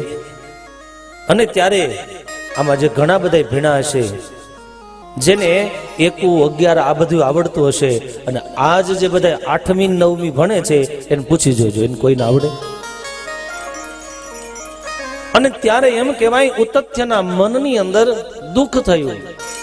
એમ ઘણીવાર આજના દીકરાઓ ઘરથી ને મા બાપથી કંટાળી જાય. હું ડોક્ટર છું, તારે ડોક્ટર બનવું જ પડશે. હું ઉદ્યોગપતિ છું, તારે ઉદ્યોગપતિ થવું જ પડશે. નહીં, આવો દુરાગ્રહ કોઈ મા બાપે ક્યારેય કોઈ બાળક ઉપર ન રાખવો. અને અહીંયા ઉતથ્યના મનની અંદર વૈરાગ્ય જન્મો. ઉતથ્ય એક દિવસ કૌશલ નગરીનો ત્યાગ કરી તમસા અને સરયુને છોડી જંગલમાં જતો રહ્યો. ઉતથ્ય આખીર ગંગાનો તટ સ્વીકારી ઘાસની પર્ણકુટી બાંધી અને ત્યાં સાધના કરવામાં એ લાગી ગયો. ઇન્દ્રિયો ઉપર સંયમ મેળવ્યો છે. ઘણો સમય ગયો. આ ઉતથ્ય એક વચનવાદી હતો, સત્યવાદી હતો. ધીરે ધીરે એમ કહેવાય કે ગંગાને કિનારે રહેનારો સમાજ હવે ઉતથ્યને બદલે એને સત્યવ્રત કહી અને સંબોધવા લાગ્યા. ઘણો સમય ગયો. એક દિવસનો સમય એમ કહેવાય. 14 વર્ષ સુધી આ ઉતથ્ય કહેતા સત્યવ્રત ગંગાને કિનારે રહી અને સાધના કરી. એક દિવસ જંગલની અંદર એક શિકારી આવે છે શિકાર ખેલવા માટે, અને એ પોતાના ભાથામાંથી એને બાણ છોડ્યું અને સુવર ઉપર એ બાણને એ નિશાન સિદ્ધ કરી અને ભાથામાંથી નીકળેલું બાણે એ સુવરના પ્રાણને લઈ લીધા. પણ એમ કહેવાય પોતાના પ્રાણને બચાવવા માટે એ જ સુવર ચાલતું ચાલતું ઉતથ્યના આશ્રમ સુધી પહોંચી ગયું. ઉતથ્ય ઋષિએ જે શિકારીનું બાણ જે સુવરના શરીરને વીંધી અને આરપાર નીકળ્યું છે, જેના શરીરમાંથી રુધિરની ધારાઓ નીકળે છે, અને એ વખતે આ સુવરના શરીરમાંથી નીકળતી રુધિરની ધારાઓ એ ખાબોચિયું ભરી દીધું. અને સત્યવ્રતે આ એ વખતનું દ્રશ્ય જોયું અને એમ કહેવાય છે કે એ જ સત્યવ્રતના મુખમાંથી સારસ્વત બીજ સ્વરૂપે એ શબ્દનું ઉચ્ચારણ થઈ ગયું. ઘણી વખતે આશ્ચર્ય ચિહ્ન જેવા કેટલાય શબ્દો દુર્ઘટનાને જોઈ અને આપણા મનમાંથી નીકળી જાય. આવું પણ હોય. અને એમ કહેવાય એ જ સત્યવ્રત, એ જ ઉતથ્ય દેવદત્તનો દીકરો, જેને વેદના શબ્દનું ઉચ્ચારણ ન થયું, ગુરુઓ પણ વિદ્યા ભણાવવામાં જ્યાં સફળ ન થયા, પણ એક વેદનાને લીધેથી એના મોઢામાંથી આશ્ચર્ય સાથે એ શબ્દનો ઉચ્ચારણ, એ પણ અનુસ્વાર વગર, શુદ્ધ પણ નહીં, પણ આ અ શબ્દનો ઉચ્ચારણ થતાની સાથે જ જાણે ખબર નહીં આજ સત્યવ્રતની 14 વર્ષની સાધનાઓની સિદ્ધિ જાણે હાજર થતી હોય એમ શરીરનું એક એક રૂવાડું પુલકિત બની ગયું. આ બીજ મંત્ર હતો આદ્ય શક્તિની આરાધનાનો, પણ શરીરની રોમાવલી આનંદિત બની, પ્રફુલ્લિત બની. જેમ શરદ ઋતુની અંદર સરોવરમાં કમળ ખીલી જાય એમ આજ સત્યવ્રતની ઉતથ્યની એક એક ઇન્દ્રિયો જાણે આદ્ય શક્તિની અનુકંપાથી પ્રફુલ્લિત બની હોય. આખિર સત્યવ્રતે દ્રશ્ય જોયું. આ શબ્દથી એના હૃદયમાં શાંતિની અનુભૂતિ થઈ. સત્યવ્રત એ વખતે આ બીજ મંત્રનો જાપ કરવા લાગ્યો. અને ત્યારે સત્યવ્રત મનોમન વિચારે છે કે આ જે મને કઈ આનંદની અનુભૂતિ થઈ આ મંત્રના ઉચ્ચારણથી થઈ છે, હવે આ મંત્રને મારા જીવનનો પ્રાણ માની અને મંત્રનો જાપ કરતો રહીશ. એમાં ધીરે ધીરે ધીરે પેલો શિકારી એ ઉતથ્યના આશ્રમે પહોંચી ગયા અને સત્યવ્રતને પૂછ્યું, સત્યવ્રત મારો શિકાર ક્યાં છે બતાવ. અને એ વખતે સત્યવ્રતના મનમાં વિચાર આવ્યો, સત્ય બોલું, અર્ધ સત્ય બોલું કે 100% સત્ય બોલું. પણ ભક્તો એ બીજ મંત્રનો પ્રભાવ તમે જુઓ. અહીંયા એમ કહેવાય કે મંત્રનો જાપ કર્યો 2 વાર, 5 વાર, 25 વાર. આ જાપના માધ્યમથી જાણે વેદ, ઉપનિષદો અને તમામ ધર્મ ગ્રંથોનું જેને જ્ઞાન થઈ ગયું છે, આવા સત્યવ્રતે એ વખતે પારધીને જવાબ આપ્યો છે, સાંભળ નિષાદ, તું મને પૂછજો ને શિકાર માટે. અને ત્યારે સાંભળ નિષાદ, આંખથી જોઈ શકાય છે, આંખથી જોઈ શકાય છે, પણ યાદ રાખજે આંખથી બોલી નથી શકાતું. અને એ જ વાત વાણી થકી બોલી શકાય છે તો જીભ થકી જોઈ નથી શકાતું. જે એક વેદનો મંત્ર ન બોલી શકે એ નિષાદને કેવી વેદ અને ઉપનિષદની ભાષામાં જવાબ આપે છે. અને એટલે ત્યાં આપણે ત્યાં એવી લોક વાયકા એવી છે, એમ કહેવાય કે બધું જે સાંભળીએ છીએ એ સાચું નથી હોતું. આંખથી જોયેલું બધું એ સત્ય પણ નથી હોઈ શકતું. અને ત્યારે આખીર પેલો નિષાદ જતો રહ્યો. જેવી સ્થિતિ વાલ્મીક ઋષિની થઈ હતી એવી જ સ્થિતિ અહીંયા સત્યવ્રતની થઈ છે. સત્યવ્રતે પછી તો એ મંત્રનો જાપ અખંડ ગંગાને કિનારે થયો અને આખીર વિદ્વાન બની ગયો. આસપાસની અંદર એની કીર્તિ છવાવા લાગી. અને સમય પછી સમય જતા એમ કહેવાય એ જ સત્યવ્રતનો દિવ્ય પ્રભાવ દૂર સુધી ફેલાણો એના પિતાને ખબર પડી દેવવ્રતને. દેવવ્રતે પાછો જ પોતાના કૌશલ નગરીમાં બોલાવી અને રાજ્યનું સિંહાસન સુપ્રત કરી લીધું. મહર્ષિ વેદવ્યાસજી જન્મેજયને કહે છે, જન્મેજય, તને તારી પિતાની દુર્ગતિથી મનમાં જે દુઃખ થાય છે, પણ જે વાઘ બીજ મંત્રથી સત્યવ્રતને પ્રાપ્તિ થઈ હતી, આજ વાઘ મંત્ર બીજ મંત્રનો જાપ કરી અને તારા પિતૃઓનો ઉદ્ધાર કરી લે. આરાધન કરવા જેવી આદ્ય શક્તિ એ જગદંબા છે. સમય જતા વદ યજ્ઞ વિધિમ સમ્યગ દેવાસ્તસ્યા સમમ તતઃ શ્રુત્વા કરોમ્યહમ સ્વામીન યથા શક્તિ જીતેન્દ્રિય. જન્મે જઈએ મહર્ષિ વેદવ્યાસજીને સવાલ પૂછ્યો, હે બ્રહ્મન, દેવી યજ્ઞનો શાસ્ત્રોક્ત વિધિ કઈ રીતે દેવી યજ્ઞ કરી શકાય? શાસ્ત્રની વિધિ શું છે? શાસ્ત્રએ કઈ યજ્ઞની વિધિને એ માનવા જેવી રાખી છે, અથવા તો આચરણ કરવા જેવી રાખી, અથવા કેવા યજ્ઞ કરવાથી કેવી સિદ્ધિની પ્રાપ્તિ થાય? આપ કૃપા કરી અને મને એ યજ્ઞનો સંપૂર્ણ વિધિ બતાવો. આપણે તે યજ્ઞની પરંપરાઓ બહુ ઘણી બધી છે. અને ત્યારે ચંડિકા યજ્ઞ થાય, રુદ્ર યજ્ઞ, અતિરુદ્ર, મહારુદ્ર, આ બધા યજ્ઞ છે. અને એક વાત ચોક્કસ કહું, સ્વામિનારાયણ ભગવાને એક બે યજ્ઞની હજારો યજ્ઞો કર્યા છે. જેતલપુરની અંદર, ડભાણની અંદર એક બે દિવસના નહીં, મહિનાઓ સુધી યજ્ઞોની પરંપરા ચાલુ રાખી. પણ એની પાછળનું સ્વામિનારાયણ ભગવાનનું કારણ તમને કહું. બ્રાહ્મણોની પરિસ્થિતિ બહુ નાજુક હતી. રાજા રજવાડાઓ ઘણા બધા હતા. જે દિવસે આ દેશ આઝાદ નહોતો થયો, તમને બધાને ખબર છે, જે કામ સરદાર વલ્લભભાઈ પટેલે કર્યું આ દેશને ખંડિતતા માટે. 500 થી પણ વધારે રાજાઓના રજવાડાઓ, નાના મોટા ખંડિયા રાજાઓ, 8, 10, 5, 25 ગામનો ધણી હોય, રાજા તરીકે પૂજાતો હોય. પછી કોઈ સાત્વિક, કોઈ દેવિક, કોઈ તામસી હોય. પણ રાજા હોવાને નાતે પ્રજા કંગાળ રહી. એટલે એ બ્રાહ્મણો પાસે કોઈ દેવી દેવતાઓનું મિશ લઈ અને હિંસા યુક્ત યજ્ઞો થતા હતા. દેવી દેવતાઓના નામે મદ્ય માંસ ખવાય, દેવીને નૈવેદ્ય ધરાય. ખોટી અંધ પરંપરાઓ સમાજની અંદર જ્યારે તાંડવનું રૂપ લઈ અને જ્યારે નૃત્ય કરી રહી હતી, ત્યારે સ્વામિનારાયણ ભગવાનને એમ થયું, આનો નાશ કેમ કરવો? એટલે સ્વામિનારાયણ ભગવાને નક્કી કર્યું કે બ્રાહ્મણો વેદ અને ઉપનિષદના ભણેલા છે, પણ ધનના અભાવે લાચાર બની અને રાજાની સંમતિના સુરે એને આવા હિંસક યજ્ઞોમાં એ વરવું પડે છે, યજ્ઞના એને ભોગતા બનવું પડે. તો સ્વામિનારાયણ ભગવાનને એમ થયું, હું પોતે જ યજ્ઞનું આયોજન કરું. હજારો યજ્ઞ થાય, બ્રાહ્મણો આવે, એને છૂટે હાથે દક્ષિણા દેવામાં આવે, એને મિષ્ટાન્ન ભોજનો આપવામાં આવે. જેતલપુરનો યજ્ઞ તમે યાદ કરો, ડભાણનો યજ્ઞ યાદ કરો, અને ભુજની અંદર પણ સ્વામિનારાયણ ભગવાને યજ્ઞ કરેલા છે. અને ત્યારે સ્વામિનારાયણ ભગવાને ખવડાવ્યું એમ નહીં, ફાટું ભરી ભરીને દીધું છે. અને આટલું નહીં, બ્રાહ્મણોને છૂટે હાથે 1 મહિનાઓ સુધી દક્ષિણાઓના દાન દીધા. અને એટલા માટે સમય પછી સમય જતા ધીરે ધીરે સમાજ વળ્યો છે સત્કર્મ તરફ. અને ત્યારે યજ્ઞ ઘણા બધા પ્રકારના છે, યાદ રાખજો.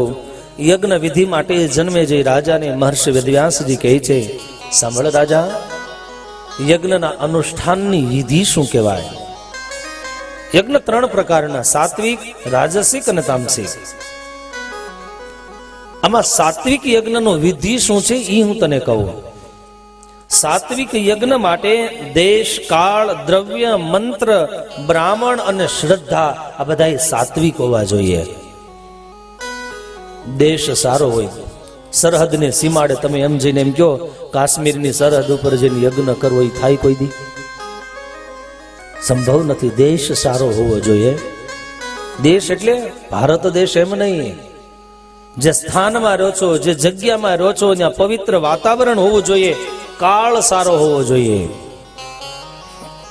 સાથે સાથે દ્રવ્ય પણ સારું હોવું જોઈએ, નીતિથી કમાયેલું હોવું જોઈએ. બ્રાહ્મણ પણ વૈદિક પરંપરાને વરેલો હોવો જોઈએ, શ્રદ્ધા પણ સાત્વિકી હોવી જોઈએ.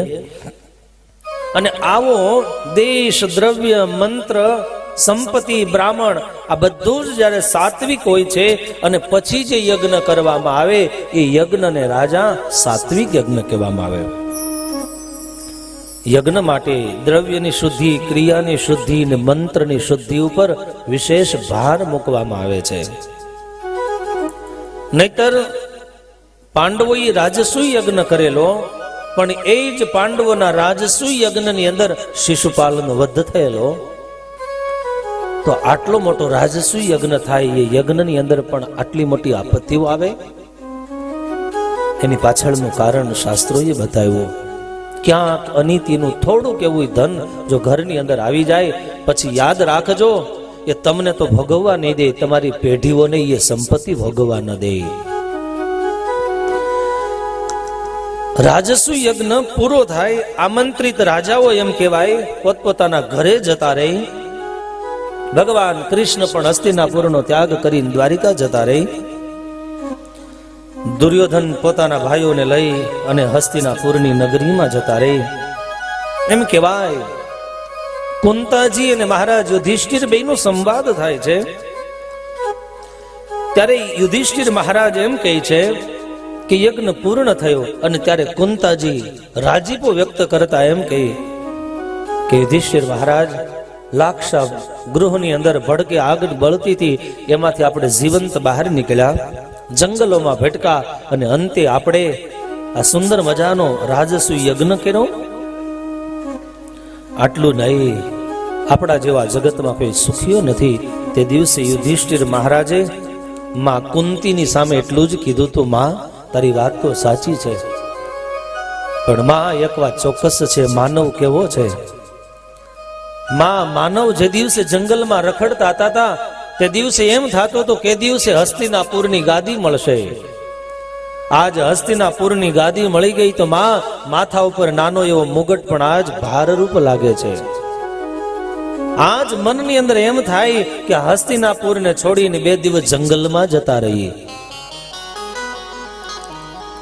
યાદ રાખજો, ઈશ્વરે આપણા ઉપર બહુ મોટામાં મોટી જે કૃપા કરી તમને કહું, આપણને દુઃખો અને આપત્તિ ભૂલી જવાની જે શક્તિ આપી છે, ઈશ્વરે બહુ આપણા ઉપર આશીર્વાદ કરીને મોટી દેન આપી છે.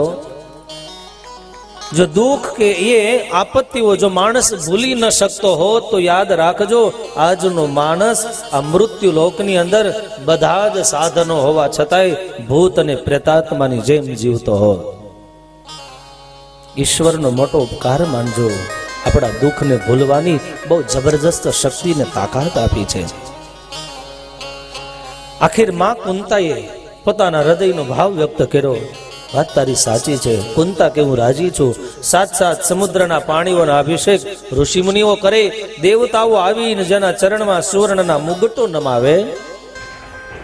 પણ યુધિષ્ઠિર, શિશુપાલનો વધ થયો એ મને ન ગમ્યો. મહારાજ યુધિષ્ઠિર કહે છે, માં કુંતા, એમાં વાંક કૃષ્ણનો નથી.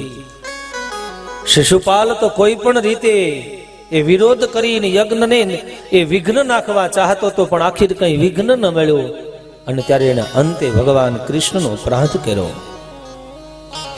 અને ત્યારે કહેવાનો તાત્પર્ય એ છે, યાદ રાખજો, કેટલા કષ્ટો ઉઠાવ્યા પછી પણ આવા યજ્ઞોનું આયોજન થાય અને છતાંય યજ્ઞની અંદર આપત્તિઓ આવે. જેના વ્યવસ્થાપક કૃષ્ણ હોય, જેને આંગણે આવેલા આગંતુકની આગતા સ્વાગતા કરનારા કૃષ્ણ હોય, જેના જૂઠા પતરાવાળા ઉઠાવનારા કૃષ્ણ હોય, જેને દ્વારિકાધીશનું પડખું મળ્યું હોય, માર્ગદર્શન મળ્યું હોય, અને છતાંય જ્યારે જ્યારે આપત્તિઓ આવે છે ત્યારે યાદ રાખજો, કંઈક નાની સરખી ભૂલ થતી હોય છે. ક્યાંક દ્રવ્યની અશુદ્ધિને લીધેથી સત્કર્મમાં પણ વિઘ્નો આવતા હોય છે. ક્યારેક સત્કર્મ કરવા માટે આપણી શ્રદ્ધાની ઉણપને લીધેથી પણ કાર્યોમાં વિઘ્ન આવતા હોય છે. ત્યારે રાજા એક વખત દેવરાજ ઇન્દ્રએ પણ યજ્ઞ કરેલો અને એ યજ્ઞમાં એમ કહેવાય વિશ્વરૂપને એને ગુરુ તરીકે નિમેલા, પણ વિશ્વરૂપના મનમાં દેવતાઓ કે દૈત્ય બધા સમાન હતા. દેવતાઓ નામની આહુતિઓ અપાતી હતી, દેવતાઓને એનું ફળ મળતું હતું. એક દિવસ દૈત્યોએ આવીને વિશ્વરૂપને એટલું જ કહ્યું, તું તો અમારો ભાણેજ કહેવા, દેવતાઓને આહુતિ આપજો, એકાદ આહુતિ અમને આપો ને. પણ આનું જ નામ ખરેખર વિશ્વરૂપ કહેવાય. એને દેવ કે દાનવમાં કોઈ ભેદ બુદ્ધિ નથી. દૈત્ય નામની આહુતિઓ આપી. આ વાતની ખબર દેવરાજ ઇન્દ્રને પડી. દેવરાજ ઇન્દ્રએ સ્વાર્થના મદમાં અંધ બની અને પોતાના જ માટે ગુરુપદે રહીને યજ્ઞ કરવા વાળા વિશ્વરૂપનું એ વજ્રથી મસ્તકનો શિરછેદ કરી નાખ્યો. અને આખીર ઇન્દ્રને બ્રહ્મ હત્યાનું પાપ લાગે છે. અને પછી સમય જતા એમ કહેવાય વિશ્વરૂપના પિતા ત્વષ્ટાએ યજ્ઞ કર્યો છે અને એ યજ્ઞના માધ્યમથી એને જે પુત્રની પ્રાપ્તિ થાય, એમાં અશુદ્ધ ઉચ્ચારણને લીધેથી ઇન્દ્રને મારે એવો નહીં, ઇન્દ્રના હાથે મરે એવો પુત્ર થાય છે. આ અશુદ્ધ ઉચ્ચારણનું ફળ વિપરીત છે.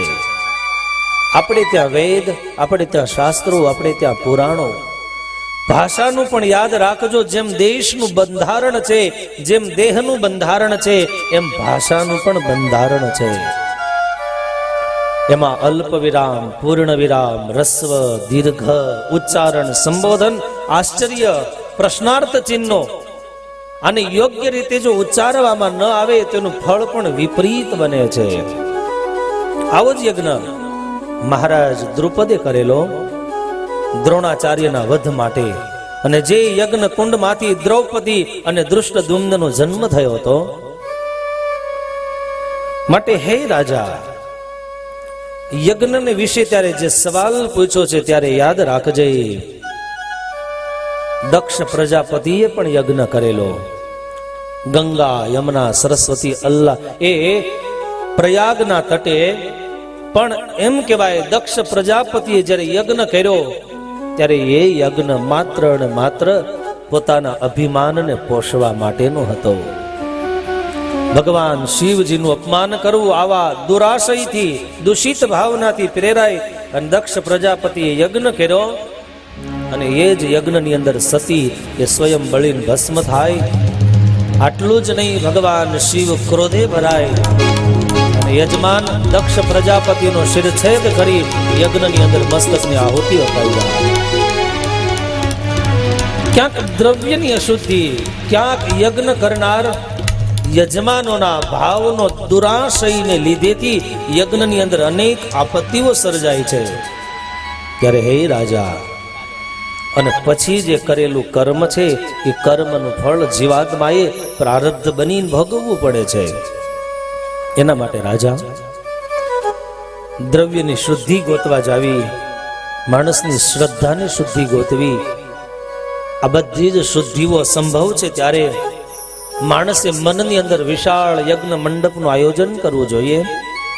વિશાળ વેદીની કલ્પના માનસિક રીતે કલ્પવી જોઈએ. મનોમન એ માનસિક યજ્ઞ વેદિકાની અંદર અગ્નિનું સ્થાપન કરી માનસિક રીતે બ્રાહ્મણોને વરી અધ્વર્યું, હોતા, પ્રસ્તોતા, ઉદ્ગાતા વગેરેનો એ સંકલ્પ કરી અને માનસિક યજ્ઞ કરવો જોઈએ. જે યજ્ઞ માણસના મનની તમામ દુર્વૃત્તિઓના વિનાશને કરનારી છે. માણસ માનસિક રીતે આત્મ શાંતિનો અનુભવ મેળવી શકે. અને ત્યારબાદ આવા યજ્ઞને લીધેથી જીવાત્માને યાદ રાખજો, મારા તારાના ભેદો મટી જાય. આવી સુંદર મજાની કથા સુત પુરાણીએ શૌનક ઇત્યાદિ ઋષિ મુનિઓને કીધી. હરિણામ તુ કથમ યજ્ઞ કૃત પૂર્વ પિતામહ જગત કારણ રૂપેણ વિષ્ણુ નામ પ્રભ વિષ્ણુના. જન્મે જે સવાલ પૂછો, હે મહર્ષિ વેદવ્યાસજી, જગતના કારણ રૂપ અતિ પ્રભાવશાળી જેની સત્તા આ વિશ્વની અંદર સર્વ રીતે વ્યાપક છે, આવા ભગવાન વિષ્ણુએ પણ શા માટે યજ્ઞ કર્યો હતો? આપ કૃપા કરી. હરિણામ તો કથમ યજ્ઞ. ભગવાનને યજ્ઞ કરવા પાછળનું કારણ શું? જેની સત્તા આખા વિશ્વની અંદર સમાયેલી છે, અને છતાંય ભગવાન શ્રી હરિએ શા માટે યજ્ઞ કર્યો? ત્યારે આ યજ્ઞ વિધિ સમજાવવા માટે જગતની ઉત્પત્તિ વિશેની કથા કીધી. વિરાટ નારાયણનું પ્રાગટ્ય થાય, એમાંથી નાભી કમળમાંથી બ્રહ્મા, બ્રહ્મામાંથી વિષ્ણુ મહેશ, આ ત્રિદેવતાઓનું સર્જન. બ્રહ્માજીના મન થકી માનસિક 4 સનત કુમારોનો જન્મ, મરીચીનો જન્મ થયો, અને મરીચી થકી કશ્યપનો જન્મ થાય, અને એ જ કશ્યપ દક્ષ પ્રજાપતિની તેજ કન્યાઓનો સ્વીકાર કરે. સમય જતા બ્રહ્માજીના અર્ધા અંગમાંથી સ્વયં મનુ અને શત્રુપાનો જન્મ થાય. મનોસ્તુ શતરૂપાયામ તિસ્ત્ર કન્યાસ્ત જગનીરે આકુતિર દેવહોતિશ્ચ પ્રસૂતિ રીતિ વિશ્રુતા. મનુ અને શત્રુપાને બ્રહ્માજી સૃષ્ટિના સંવર્ધન માટે આજ્ઞા આપી, અને એ મનુ અને શત્રુપા થકી એમ કહેવાય છે 3 કન્યાઓ અને 2 દીકરાઓના જન્મ થયા. આકુતિ, દેવહૂતિ અને પ્રસૂતિ, આ 3 કન્યાઓ, ઉતાનપાદ અને પ્રિયવ્રત, આ 2 દીકરાઓ છે. મનુની સૃષ્ટિ આગળ ચાલી, જેને મનન કર્યું છે, મનથી જેને ચિંતન કર્યું, આપણે એ જ મનુના વંશજો છીએ, માટે આપણે માનવ કહેવાય છીએ. સમય ગયો રાજા.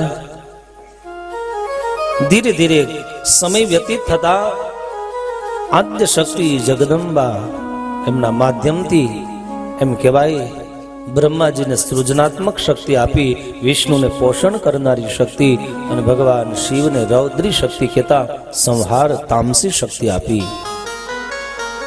એમાં વચ્ચે થોડોક સંવાદ સતી સાવિત્રીનો, સરસ્વતીનો, અને આ 3 જે પત્નીના રૂપમાં બ્રહ્માજીનું જેને વરણ કર્યું હતું, અને સતી સાવિત્રીનું પાતિવ્રત્ય જગતની અંદર જે પ્રસિદ્ધ છે, આ સુંદર મજાની કથાઓ અહીંયા કહેવામાં આવી. ભગવાન કૃષ્ણના જીભના અગ્રભાગમાંથી જેનો જન્મ થયો, આવી સ્વયં સરસ્વતી દેવી, દિવ્ય સ્તોત્રો, જેના દિવ્ય મંત્રો, આ સુંદર મજાની કથા અહીંયા દેવી ભાગવતના ચરણે સમર્પિત કરીએ.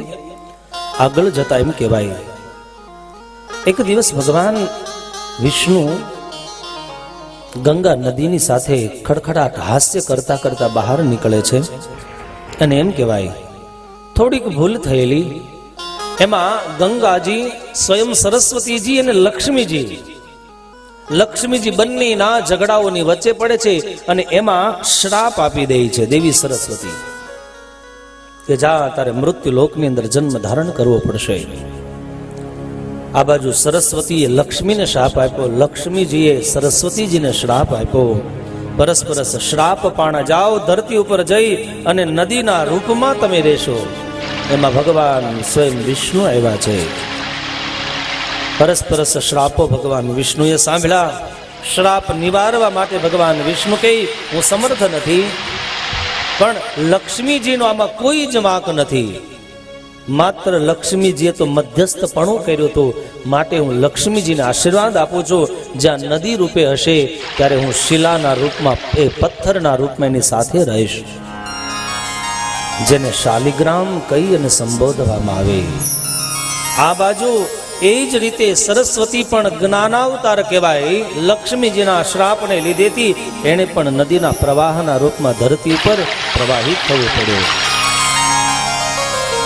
સ્વયં ગંગાજીને શ્રાપ મળ્યો, જાઓ તમે પણ આશુતોષ ભગવાન શિવજીના અંશ રૂપે એના મસ્તક ઉપર તમે સ્થાનને પ્રાપ્ત કરશો. આમ 3 દેવીઓને નદી રૂપે આવવાનું કારણ ભગવાનના અંશરૂપ હતા. એ ઘણી વખતે શ્રાપ પણ આશીર્વાદનું રૂપ ધારણ કરે છે. એની સુંદર મજાની કથા અહીંયા સુત પુરાણીએ શૌનક ઇત્યાદિ ઋષિમુનિઓને કીધી. ત્યારબાદ અંબિકા યજ્ઞનું આયોજન જે દેવતાઓએ, ગંધર્વોએ, મુનિવર્યોએ કર્યું. ભગવાન વિષ્ણુએ એક દિવસ એમ કહેવાય કે ભગવાન વિષ્ણુને એ આદ્ય શક્તિનું ઉદ્ભવ સ્થાન જે છે મણિદ્વીપ એને યાદ આવે છે અને ભગવાન વિષ્ણુને એમ થયું કે જગદંબાની પ્રાપ્તિ માટે અંબિકા યજ્ઞ કરો. સુંદર મજાનો અંબિકા યજ્ઞ ભગવાન વિષ્ણુના માધ્યમથી સંપન્ન થાય. એ વખતે દેવતાઓ ઋષિ મુનિઓ હાજર છે. અંબિકા યજ્ઞથી પ્રસન્ન થયેલા આદ્ય શક્તિ જગદંબાએ દિવ્ય આકાશવાણી કરી અને ભગવાન વિષ્ણુને ઉદ્દેશીને કહ્યું, હે વિષ્ણુ, તમને મારી સ્મૃતિ થતા દિવ્ય અંબિકા યજ્ઞ કરવાનો સંકલ્પ થયો અને એ સંકલ્પ તમે સાત્વિક શક્તિના સહારે શ્રદ્ધાથી દ્રવ્ય શુદ્ધિ ક્રિયા શક્તિ આ બધી શુદ્ધિમતાને લીધેથી આપના કરેલા યજ્ઞના ફળ સ્વરૂપે હું તમારા ઉપર રાજી છું. આશીર્વાદના ફળ સ્વરૂપે હે ભગવાન વિષ્ણુ, તમે સર્વ દેવતાઓના અધિષ્ઠાતા બનીને પૂજાશો. બ્રહ્માદિ તમામ દેવતાઓ તમારી આજ્ઞાનું શીર્ષા એ વહન કરશે. સમસ્ત દેવતાઓની અંદર અંબિકા યજ્ઞના ફળ સ્વરૂપે તમારી કાયમને માટે અગ્ર પૂજા એ સ્વીકાર્ય ગણાશે. તમામ મનુષ્યો દેવીઓ દેવતાઓ એના સંકલ્પને આ યજ્ઞના માધ્યમથી આશીર્વાદ ફળ રૂપે તમને કહું છું, તમે સૌના સંકલ્પ શીઘ્ર પૂર્ણ કરશો. આટલું જ નહીં, આજથી વેદો પણ તમારી સર્વ સત્તાનો સ્વીકાર કરી અને તમારી દિવ્ય શબ્દોથી સ્તુતિ ગાન કરશે. ધરતી ઉપર જ્યારે જ્યારે અધર્મની લાલીમાં વધશે ત્યારે એ સદ્ધર્મના સ્થાપન માટે અને અધર્મના ઉચ્છેદન માટે તમે યુગે યુગે અવતાર ધારણ કરશો.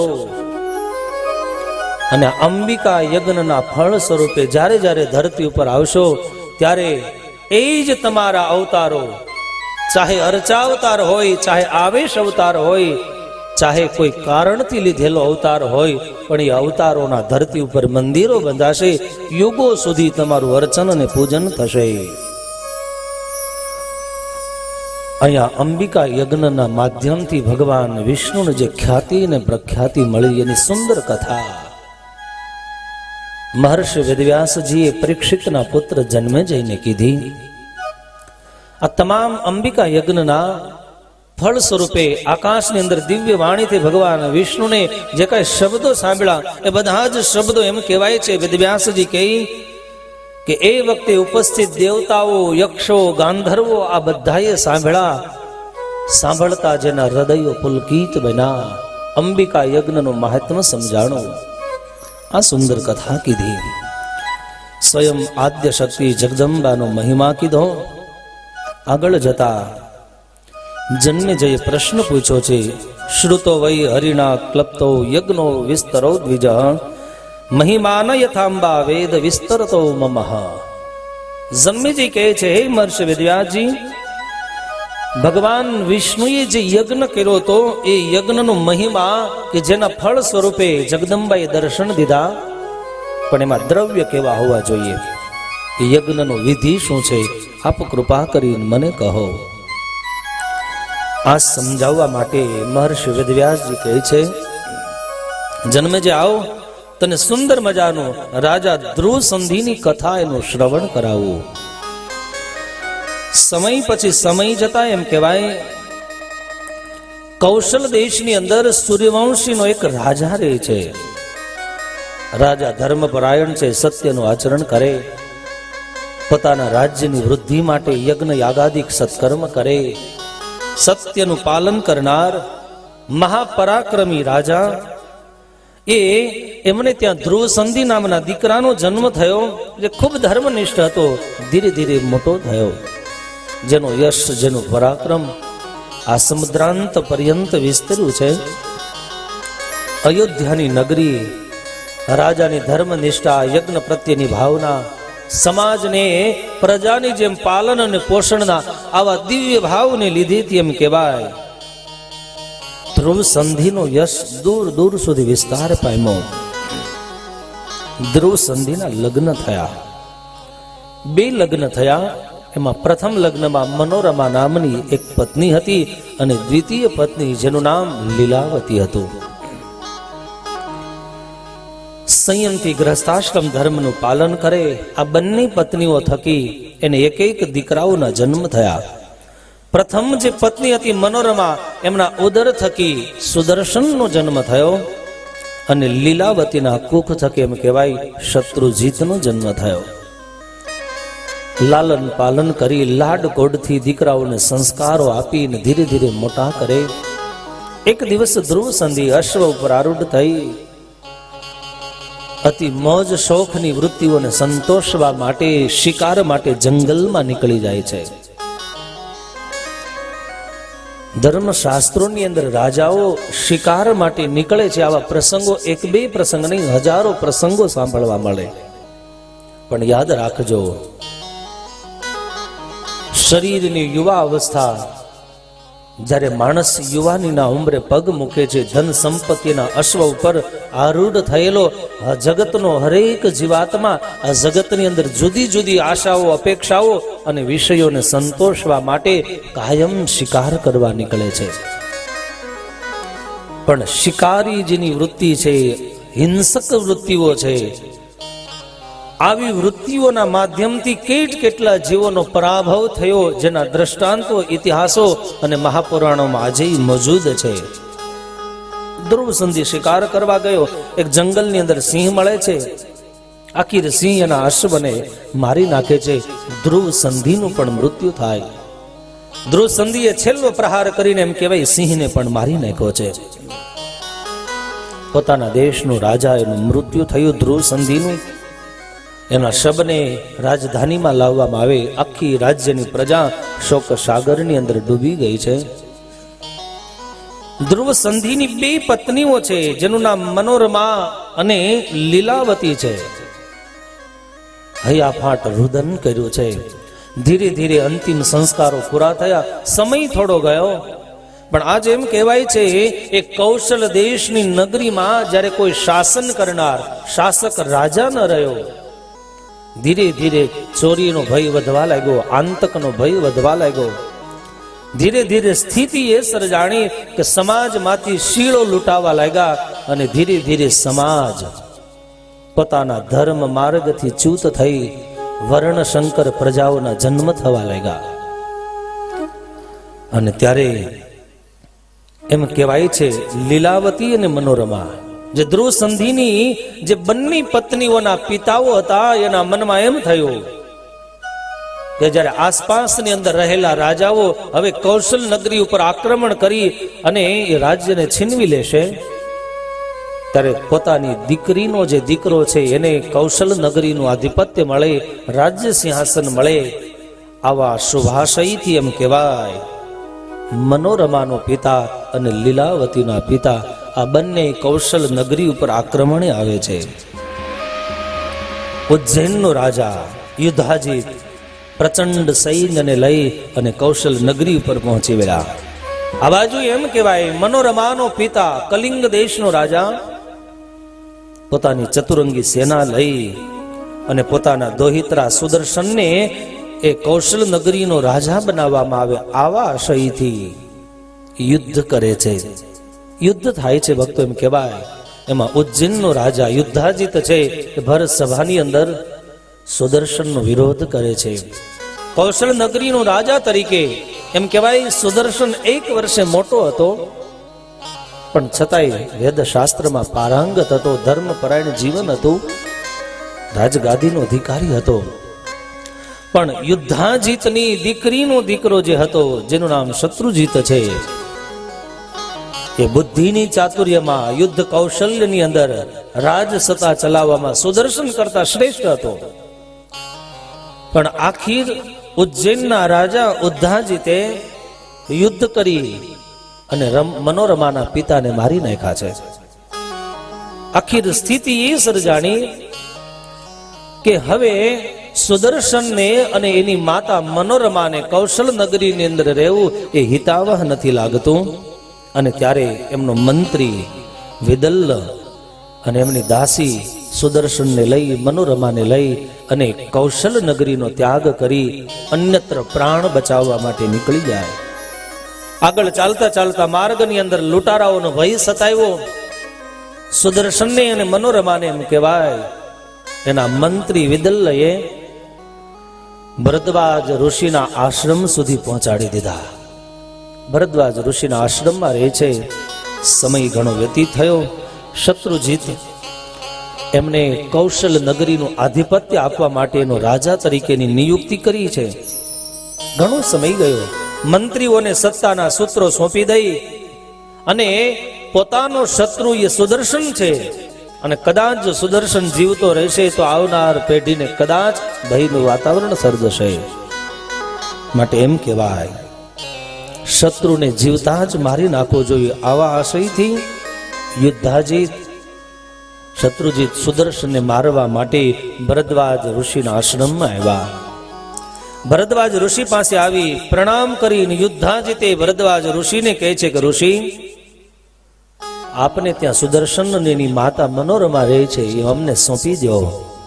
ભરદ્વાજ ઋષિ ઇનકાર કર્યો, નહીં યુદ્ધાજીત, સંભવ નથી. જેણે મારી શરણાગતિ સ્વીકારી, મારા ઉપર વિશ્વાસ મૂકીને મારે શરણે આજ વિશ્વાસનું ઓશીકું કરીને સૂતા છે, વિશ્વાસ ભંગ ન કરો. યુદ્ધાજીત જેને પોતાની સંપત્તિનું સત્તાનું માન હતું, મદ હતો, ભરદ્વાજ ઋષિનું અપમાન કર્યું છે. આપને ખબર નથી, જો હું કહું એ પ્રમાણે ન કરવામાં આવે, સુદર્શનને સોંપવામાં ન આવે તો ભરદ્વાજ ઋષિ યાદ રાખજો, આ ચતુરંગી સૈન્ય આપણે જીવંત નહીં છોડીએ. ભરદ્વાજ ઋષિના મનમાં ક્રોધ આવ્યો અને એ વખતે ભરદ્વાજ ઋષિએ વશિષ્ઠ અને વિશ્વામિત્રનો પ્રસંગ કીધો છે. યાદ રાખજે યુદ્ધાજીત, તને ખબર નથી, વિશ્વામિત્રએ નાની એવી ભૂલ કરી હતી. બાપ વશિષ્ઠજીની કામધેનુ નંદીની ગાય ચોરવાનો પ્રયાસ કર્યો. વશિષ્ઠે ઇનકાર કર્યો, પણ વિશ્વામિત્ર માન્યા નહીં અને એ જ ગાયના રૂવાડાઓમાંથી અનેક જે અસુર દૈત્યો નીકળી અને વિશ્વામિત્રની ચતુરંગી સેનાનો વિનાશ કર્યો. આખીર વિશ્વામિત્રને વશિષ્ઠજીની સાધનાનું તપોબળ શું છે એનું ભાન અને જ્ઞાન થયું. અને એમ કહેવાય ત્યાર પછી વિશ્વામિત્રએ રાજમદ છોડી દઈ. રાજના એ વલ્કલ વસ્ત્રો, જે રાજવી પોશાકો છોડી અને તપસ્વીનો વેશ ધારણ કરીને વલ્કલ વસ્ત્ર પહેરી લીધા. એમ રાજા યુદ્ધાજીત યાદ રાખજે, તને ઋષિ મુનિની સાધનાનું એ શક્તિ અને સામર્થ્ય શું છે એ તું ભૂલી જાય છે. આજ તે ઋષિનું અપમાન કર્યું છે ને એ વખતે એમ કહેવાય યુદ્ધાજીતને એના મંત્રીઓએ સમજાવ્યો છે કે ભરદ્વાજ ઋષિ જેવા ઋષિની સાથે વેદ વૃત્તિ કરવી એ કૌશલ નગરી માટે હિતાવહ નથી. માટે આખીર આપણે વશિષ્ઠ અને વિશ્વામિત્રનો આ પ્રસંગ ભરદ્વાજ ઋષિ થકી સાંભળ્યો. આટલી વાતમાં સાવધાની લઈ લેવી જોઈએ. આખીર મંત્રીની વિચક્ષણ બુદ્ધિને લીધેથી યુદ્ધાજીતે ભરદ્વાજ ઋષિ સાથે યુદ્ધ કરવું એ શ્રેષ્ઠ ન સમજી અને ભરદ્વાજ ઋષિને પ્રણામ કરી પોતાના સૈન્યને લઈ ભરદ્વાજ ઋષિનો આશ્રમ છોડી અને કૌશલ નગરી તરફ જતા રહ્યા. ઘણો સમય જાય અને એમાં એક દિવસ ઘટના એવી ઘટે, સુદર્શનને જે મંત્રી કૌશલ નગરીથી આવ્યો હતો એ ઋષિ કુમારોને વૈદિક વિદ્યા શીખવાડે, ધનુર્વિદ્યા શીખવાડે, નીતિ રાજનીતિ શીખવાડે, આ બધું જ જ્ઞાન આપે છે. અને એમાં એક દિવસ તેજસ્વી ઋષિ કુમારે આવી અને જેના થકી જે ગુરુ પાસેથી દિવ્ય મંત્ર શીખો છે એ જ ઋષિનું વ્યંગ શબ્દોથી ક્લીબ કહી અને એનું અપમાન કર્યું છે. પણ એમ કહેવાય આ ક્લીબ શબ્દ બોલે છે, એમાં ક્લી નામનો શબ્દ 1.5 અક્ષર જ્યારે સુદર્શનના કાન સુધી અથડાણો છે અને દિવ્ય મંત્ર એ શ્રવણેન્દ્રિય સુધી અથડાતાની સાથે જ જાણે હૃદય વીણાના ઝંકારો તાર જાણે જણજણી ઉઠા હોય. સરોવરની અંદર જેમ કમળની પાંખડીઓ ખીલી જાય એમ વાઘ બીજનો આ મંત્ર ઉચ્ચારણ શ્રવણેન્દ્રિયના એ શ્રવણ માત્રથી હૃદય પુલકિત બન્યું છે. સુદર્શનના મનમાં અત્યધિક શાંતિની અનુભૂતિ થઈ અને ત્યાર પછી આ ક્લીમ મંત્રને એમ કહેવાય સુદર્શને પોતાના જીવનનો પ્રાણ માની અને હર હંમેશ ખાતા પીતા બેસતા ઉઠતા પ્રત્યેક ક્રિયામાં મંત્રનું જાપ કરવા લાગ્યો. હજી આ મંત્ર પૂર્ણ પણ નથી. અશુદ્ધ હોવા છતાંય એ વાઘબીજ મંત્રની અમોઘ શક્તિના ફળ સ્વરૂપે આજ સુદર્શનને મંત્રના પ્રભાવથી શાંતિની અનુભૂતિ થઈ. 11 વર્ષની ઉંમર થાય, યજ્ઞો પવિત્ર વગેરે સંસ્કારો પાણા, સમય ઘણો ગયો. એક દિવસ એમ કહેવાય જગતજનની જગદંબાએ કૃપા કરી અને કરુણામયી વાત્સલ્યમયી એ જગદંબાએ સુદર્શનને દર્શન દીધા. દર્શન દઈ અને સુદર્શનને ધનુષ્ય બાણે સહિત સુંદર મજાનું કવચ સુદર્શનને અર્પણ કર્યું છે.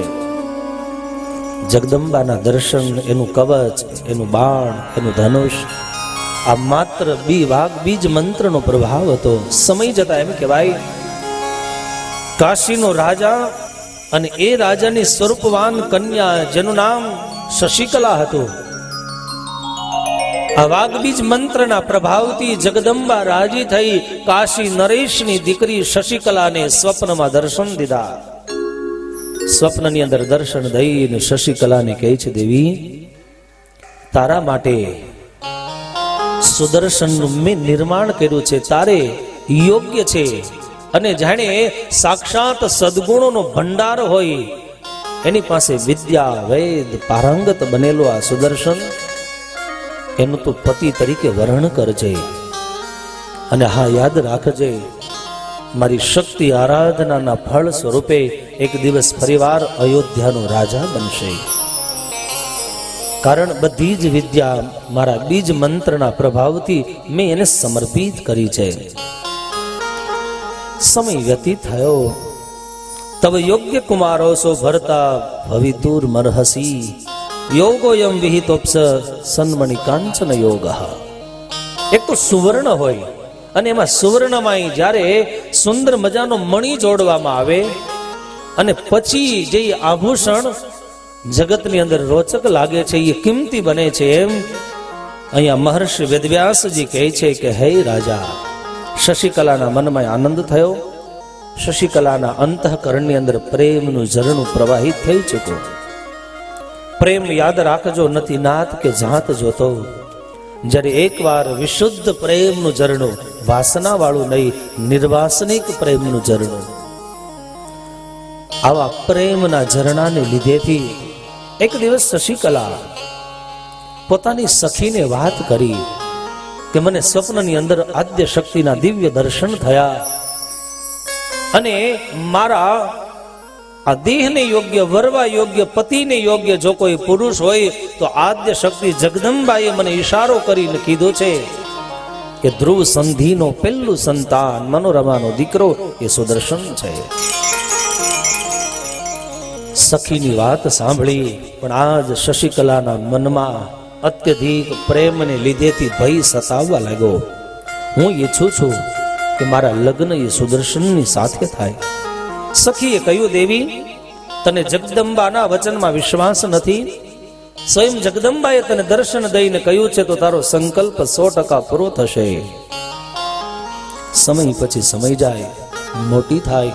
આ બાજુ સુદર્શન ચક્ર દરરોજ વાઘબીજ મંત્રનો હરેક ક્રિયામાં જાપ કરે. જગદંબાએ રાજી થઈ અને સુંદર મજાના શસ્ત્રો તો આપ્યા. આ બાજુ શૃંગવેરપુરનો રાજા નિષાદ રાજી થઈ, એનું ધર્મપરાયણ જીવન જોઈ અને સુંદર 4 અશ્વ વાળો દિવ્ય રથ આપ્યો છે. રથ ભેટની અંદર દીધો. સમય ગયો અને કાશીનો રાજા, એના મનની અંદર એમ થયું મારી દીકરી લગ્નને યોગ્ય બની છે, માટે સ્વયંવરનું આયોજન કરવું. સ્વયંવરની તિથિઓ નક્કી થાય, સમય અને સ્થળ નક્કી થાય. દિવસો પછી દિવસો વ્યતીત થાય છે.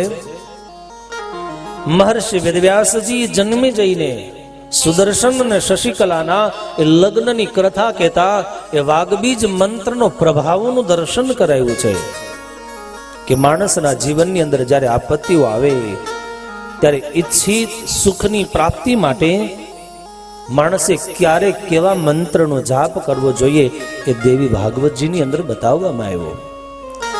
જેને ધન પ્રાપ્તિની ઈચ્છા છે તો ધન પ્રાપ્તિ માટેના વાઘબીજ મંત્રો કહેવામાં આવ્યા. ઓમ નમો નારાયણાય નમઃ એ પણ ધન પ્રાપ્તિનો મંત્ર છે. એ સિવાયના જે મંત્રો છે, કોઈ વિઘ્ન આવતી હોય, કોઈ દિવ્ય શક્તિ સંપાદિત કરવી હોય તોય પણ એ વાઘબીજ મંત્રો આપવા છે. કોઈ રોગનું નિવારણ કરવું હોય એના માટેના મંત્રો, પુત્ર પ્રાપ્તિ માટેના મંત્રો, યુદ્ધની અંદર વિજય પ્રાપ્ત કરવો હોય તો વિજય માટેના પણ મંત્રો છે. આવા અનેક પ્રકારના બીજ મંત્રો છે. એમ કહેવાય કે આ મુખ્ય જે બીજ મંત્રો હતા એની અંદર સામર્થ્ય અને શક્તિ અદ્ભુત હતી. પણ આપણા ઋષિ મુનિઓને આવનાર યુગ કળયુગ છે, માણસ હિંસક વૃત્તિથી પેરાયેલો રહેશે, બીજાનું અશુભ કરવા માટે કાયમ ચિંતિત રહેશે. માટે દેશના ઋષિ મુનિઓએ એ બીજ મંત્રોમાંથી એની શક્તિને સામર્થ્યને ખેંચી લીધી હતી. અને ત્યારે અહીંયા સુત પુરાણી શૌનક ઇત્યાદિ ઋષિ મુનિઓને કહે છે કે હે ઋષિ મુનિઓ, ક્લીબ મંત્રનું ઉચ્ચારણ કરનાર સુદર્શનને દિવ્ય આયુધો મળ્યા, દિવ્ય 4 અશ્વ વાળો રથ નિષાદ થકી મળ્યો. અને આ બાજુ શશિકલા ઉંમર લાયક બની કાશીના રાજાએ સ્વયંવરનું આયોજન કર્યું. સ્વયંવરનું આયોજન થયું. એક દિવસ શશિકલાએ પોતાની માને સ્વપ્નની અંદર જગદંબાના દર્શન થયા અને જે સંકેતો મળ્યા તે સંકેતોથી વિદિત કરી છે.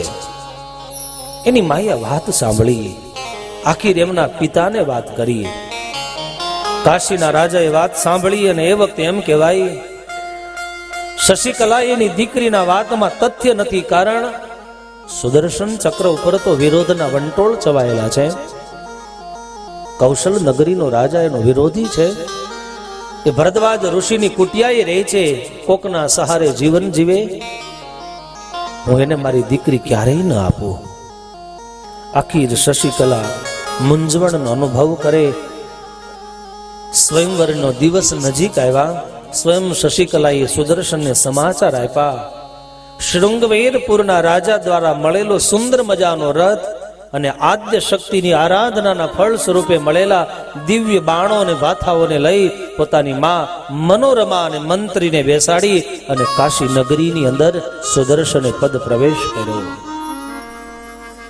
સુત પુરાણી શૌનક ઇત્યાદિ ઋષિ મુનિઓને કહે કે હે ઋષિ મુનિઓ, એ વખતે સુદર્શનનો ખૂબ વિરોધ થયો છે. પણ વિરોધ થવા પાછળનું કારણ એ માત્ર ને માત્ર શત્રુજીત હતો. જે શત્રુજીત પોતાનો સહોદર ભાઈ છે અને એ જ સહોદરનો ભાઈ એમનો માતાનો પિતા જે યુદ્ધાજીત છે એ ચાહે છે કે શશિકલાના સ્વયંવરની અંદર સુદર્શન ભાગ ન લે. ખૂબ અપમાનો કરવામાં આવ્યા. પણ એમ કહેવાય ભક્તો, ભાગવતજીની અંદર દેવી ભાગવતમાં મહર્ષિ વેદવ્યાસજી જન્મે જઈને કહે છે કાશીના જે પવિત્ર અને વિદ્વાન બ્રાહ્મણો હતા એ બ્રાહ્મણોએ યુદ્ધાજીતની આ જે હિંસક વૃત્તિ, મારા તારાની વૃત્તિને યોગ્ય ન ગણી અને એટલું જ કહ્યું છે.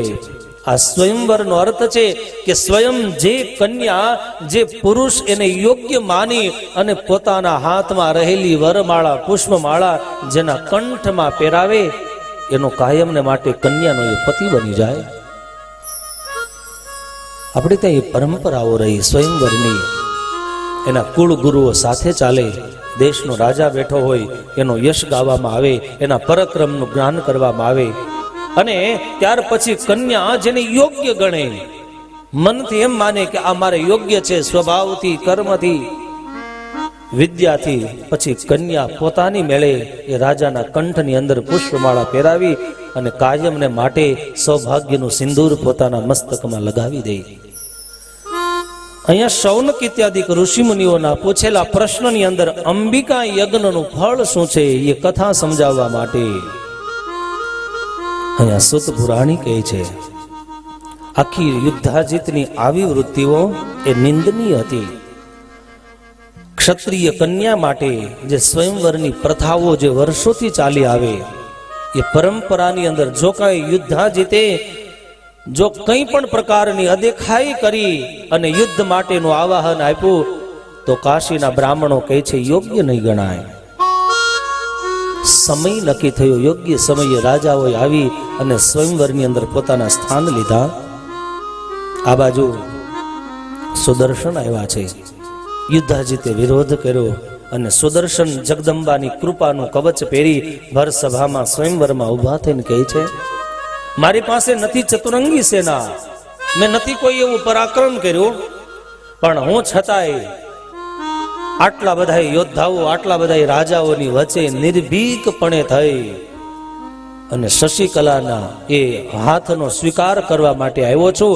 એની પાછળનું જો કોઈ કારણ હોય તો માત્ર ને માત્ર આદ્ય શક્તિની અનુકંપાનું કવચ પહેરીને આવ્યો છું. આખી એમ કહેવાય છે, શશિકલા જ્યારે વરમાળા લઈને આવે છે અને સુદર્શનના કંઠની અંદર પહેરાવી દીધી છે, લગ્ન વિધિ સંપન્ન થાય છે, સેવકો દાસીઓ આપવામાં આવ્યા, ઘણા બધા દાનો આપવામાં આવ્યા છે. એમ કહેવાય છે કે 2 રથ ભરાય એટલા તો એને સુવર્ણના દાગીનાઓ દેવામાં આવ્યા છે. દાસ દાસીઓને ભેટો આપી છે. અને એ વખતે જેના માનની, જેના અભિમાન ખંડિત થયા છે, આવા યુદ્ધાજીતે કેટલા રાજાઓ ભેગા થઈ અને સુદર્શનની સામે યુદ્ધનું આવાહન આપ્યું છે.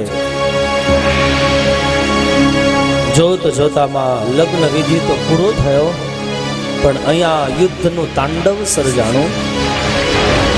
યુદ્ધાજીત અને શત્રુજીત એમ કહેવાય છે, સેનાના મોખરે અગ્રભાગમાં રહી અને સુદર્શનના વિરોધ માટે બાણોની વર્ષા કરવા લાગે છે. અને એ જ વખતે સુદર્શનના સંરક્ષણ માટે સ્વયં આદ્ય શક્તિ કૃપા કરી અને દિવ્ય દેહ ધારણ કરી અને યુદ્ધ ભૂમિની અંદર હાજર થાય છે.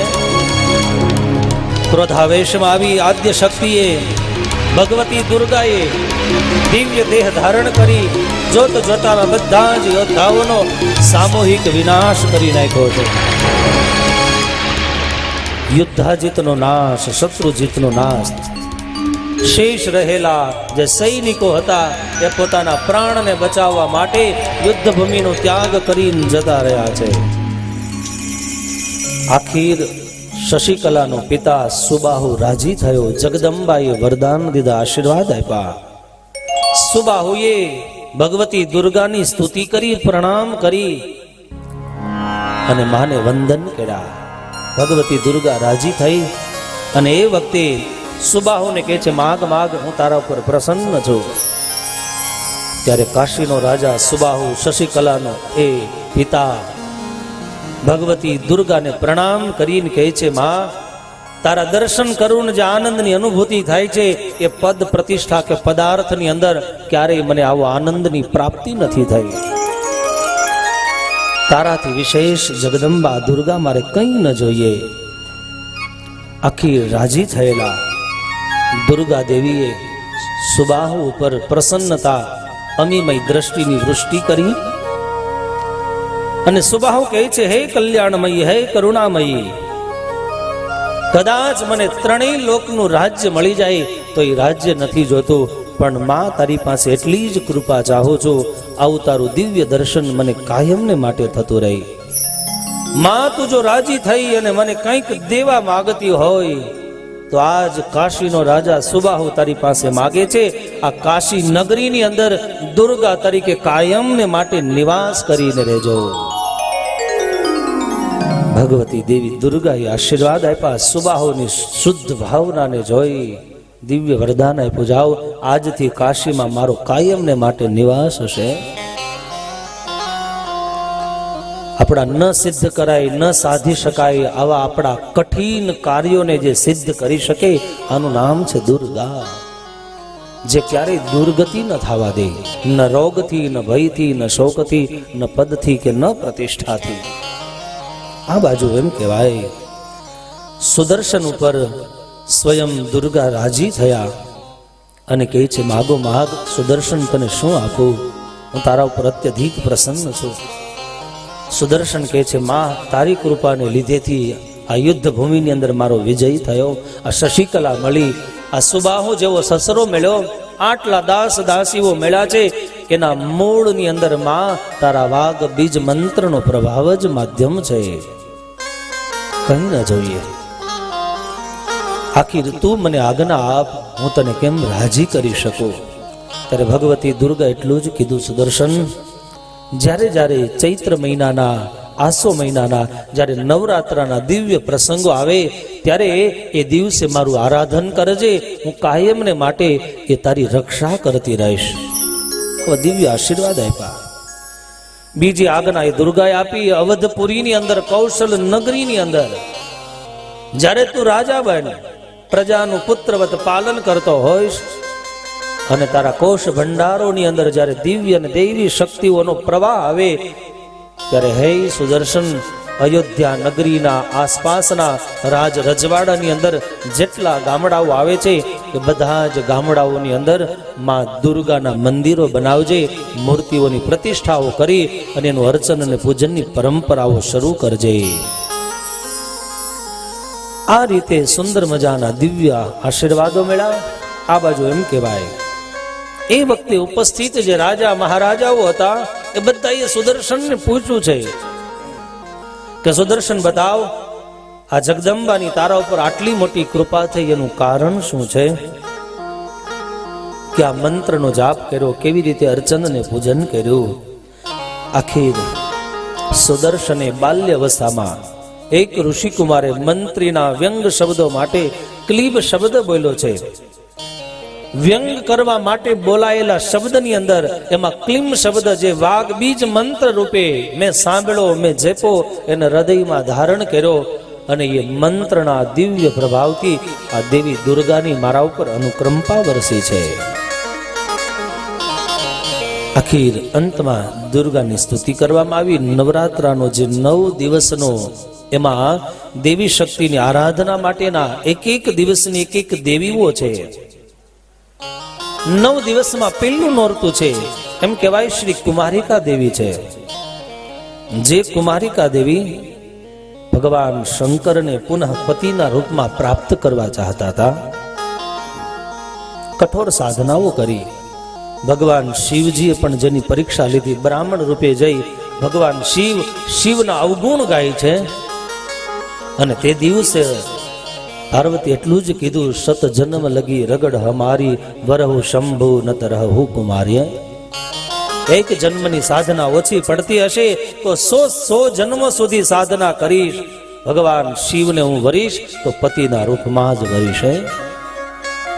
આખીર ભગવાન શિવ રાજી થયા. નવરાત્રિના પ્રથમ દિવસે શ્રી કુમારિકા દેવીનું અર્ચન પૂજન કરવું. બીજે નોરતે એમ કહેવાય ત્રિમૂર્તિ દેવીનું અર્ચન અને પૂજન. ત્રીજે નોરતે એમ કહેવાય શ્રી કલ્યાણી દેવીનું અર્ચન અને પૂજન. ત્યારબાદ ચોથું નોરતું જેને રોહિણી દેવી કહેવાય. પાંચમા નોરતે કાલિકા દેવીનું અર્ચન અને પૂજન. છઠ્ઠા નોરતામાં ચંડિકા દેવીનું, સાતમા દિવસે શાંભવી દેવી. આમ નવરાત્રિના 9 પર્વો છે એ વર્ષની અંદર એમ કહેવાય ચૈત્ર મહિનાની અંદર પણ નોરતાઓ આવે. એ આસો મહિનાની પ્રતિપદાથી લઈ અને 9મી સુધીના 9 દિવસો એ પણ નવરાત્રાના કહેવાય. 8 નોરતાઓ. 9મા નોરતે એમ કહેવાય સુભદ્રા દેવી, જે ભગવાન કૃષ્ણના બેન છે, જેનું આજે અર્ચન અને પૂજન એ જગન્નાથપુરીની અંદર થાય છે. રથયાત્રા વર્ષમાં એકવાર બહુ ભવ્યતાથી કાઢવામાં આવે. જ્યાં જગન્નાથજીની મૂર્તિ, ઘણા બધા જગન્નાથપુરી ગયા હશો, એ તીર્થનો, એ મૂર્તિનો બહુ જ અદ્ભુત મહિમા આપણા શાસ્ત્રોમાં ગાવામાં આવ્યો. ત્યાં જગન્નાથપુરીની અંદર એમ કહેવાય બેડિયા હનુમાન છે. એનું રક્ષણ કરવા માટે હનુમાનજીને પણ બાંધી દીધા છે. જગન્નાથપુરીની અંદર કોઈ વિઘ્ન ન આવવું જોઈએ. અને એમ કહેવાય છે અમુક વર્ષો પછી એ મૂર્તિઓ કાષ્ઠની છે ને બદલી નાખવામાં આવે. તમે ક્યારેક જગન્નાથપુરી જાઓ ત્યારે બહુ ભાવથી દર્શન કરજો. અને રાત્રિએ સ્વયં ભગવાન કોઈને રાજાને દર્શન દે. અને પછી એમ કહેવામાં આવે આ જાતનું લાકડું જ્યાં ઉદ્ધિ ન હોય, કોઈ પક્ષીનો માળો ન હોય, અને ઈ ઝાડને કાપવા માટે રાત્રે સ્વપ્નમાં સ્વયં ભગવાન રાજાને દર્શન દેતા. પછી બહુ વિધિપુરસર સુવર્ણના શસ્ત્રોથી એ લાકડાઓ કાપવામાં આવે, 3 મૂર્તિઓ બનાવવામાં આવે. પછી જૂની મૂર્તિઓ છે એના હૃદય ગોલોકની અંદર શાલિગ્રામની દિવ્ય પ્રતિમાઓ હોય છે. પછી કોઈ માણસ આંખે પાટા બાંધી દેવામાં આવે અને જે દર્શનીય વર્ષોથી જે મૂર્તિ પૂજાય છે એના હૃદય ગોલોક ભાગમાંથી શાલિગ્રામ લઈ અને જેને આંખે પાટા બાંધ્યા છે, નવી મૂર્તિઓ જે નિર્માણ થઈ છે અને એના જ હૃદય ગોલોકની અંદર એ ફરીવાર શાલિગ્રામને મૂકી દેવામાં આવે. પણ જૂની જે મૂર્તિઓ છે એને મંદિરના બાજુના જ ભાગની અંદર ત્યાં એનો બધો વિધિ કરવામાં આવે. પણ જે માણસે આંખે પાટા બાંધ્યા, જૂની મૂર્તિમાંથી શાલિગ્રામ લઈ અને નવી મૂર્તિમાં પ્રતિષ્ઠિત કર્યા છે, એ આજ દિવસ સુધીનો ઇતિહાસ છે. એ ગણતરીના દિવસો જ જીવી શકે અને ભગવાન સ્વયં એને અક્ષરધામની અંદર લઈ જાય એવા આજે વર્તમાન સમયમાં પ્રસંગો છે. તીર્થોનું દૈવત્વ, તીર્થોનું તીર્થત્વ આજે પણ જાગૃત છે. પણ માત્ર આધાર આપણા ઉપર રાખે, એનો મહિમા આપણે કેટલો સમજીએ, એવા ભાવથી એ તીર્થોના આપણે દર્શન કરીએ છીએ. આખી તૃતીય સ્કંદની જે દિવ્ય કથાઓ, પાવનકારી કથાઓ, એ સુંદર મજાની જગદંબાના અર્ચન અને પૂજનની કથા, વાગમંત્ર બીજની કથા, સુદર્શનને મળેલું શૌર્ય અને એના પરાક્રમની કથા, આ દિવ્ય કથાઓ કહી અને તૃતીય સ્કંદને વિરામ આપ્યો છે. આવો 7મા દિવસની આ દિવ્ય સભાને ભગવાન શ્રી હરિના મંગળમય ઉદ્ઘોષ સાથે હરિનામ સંકીર્તનના સહારે આજની કથાને વિરામ.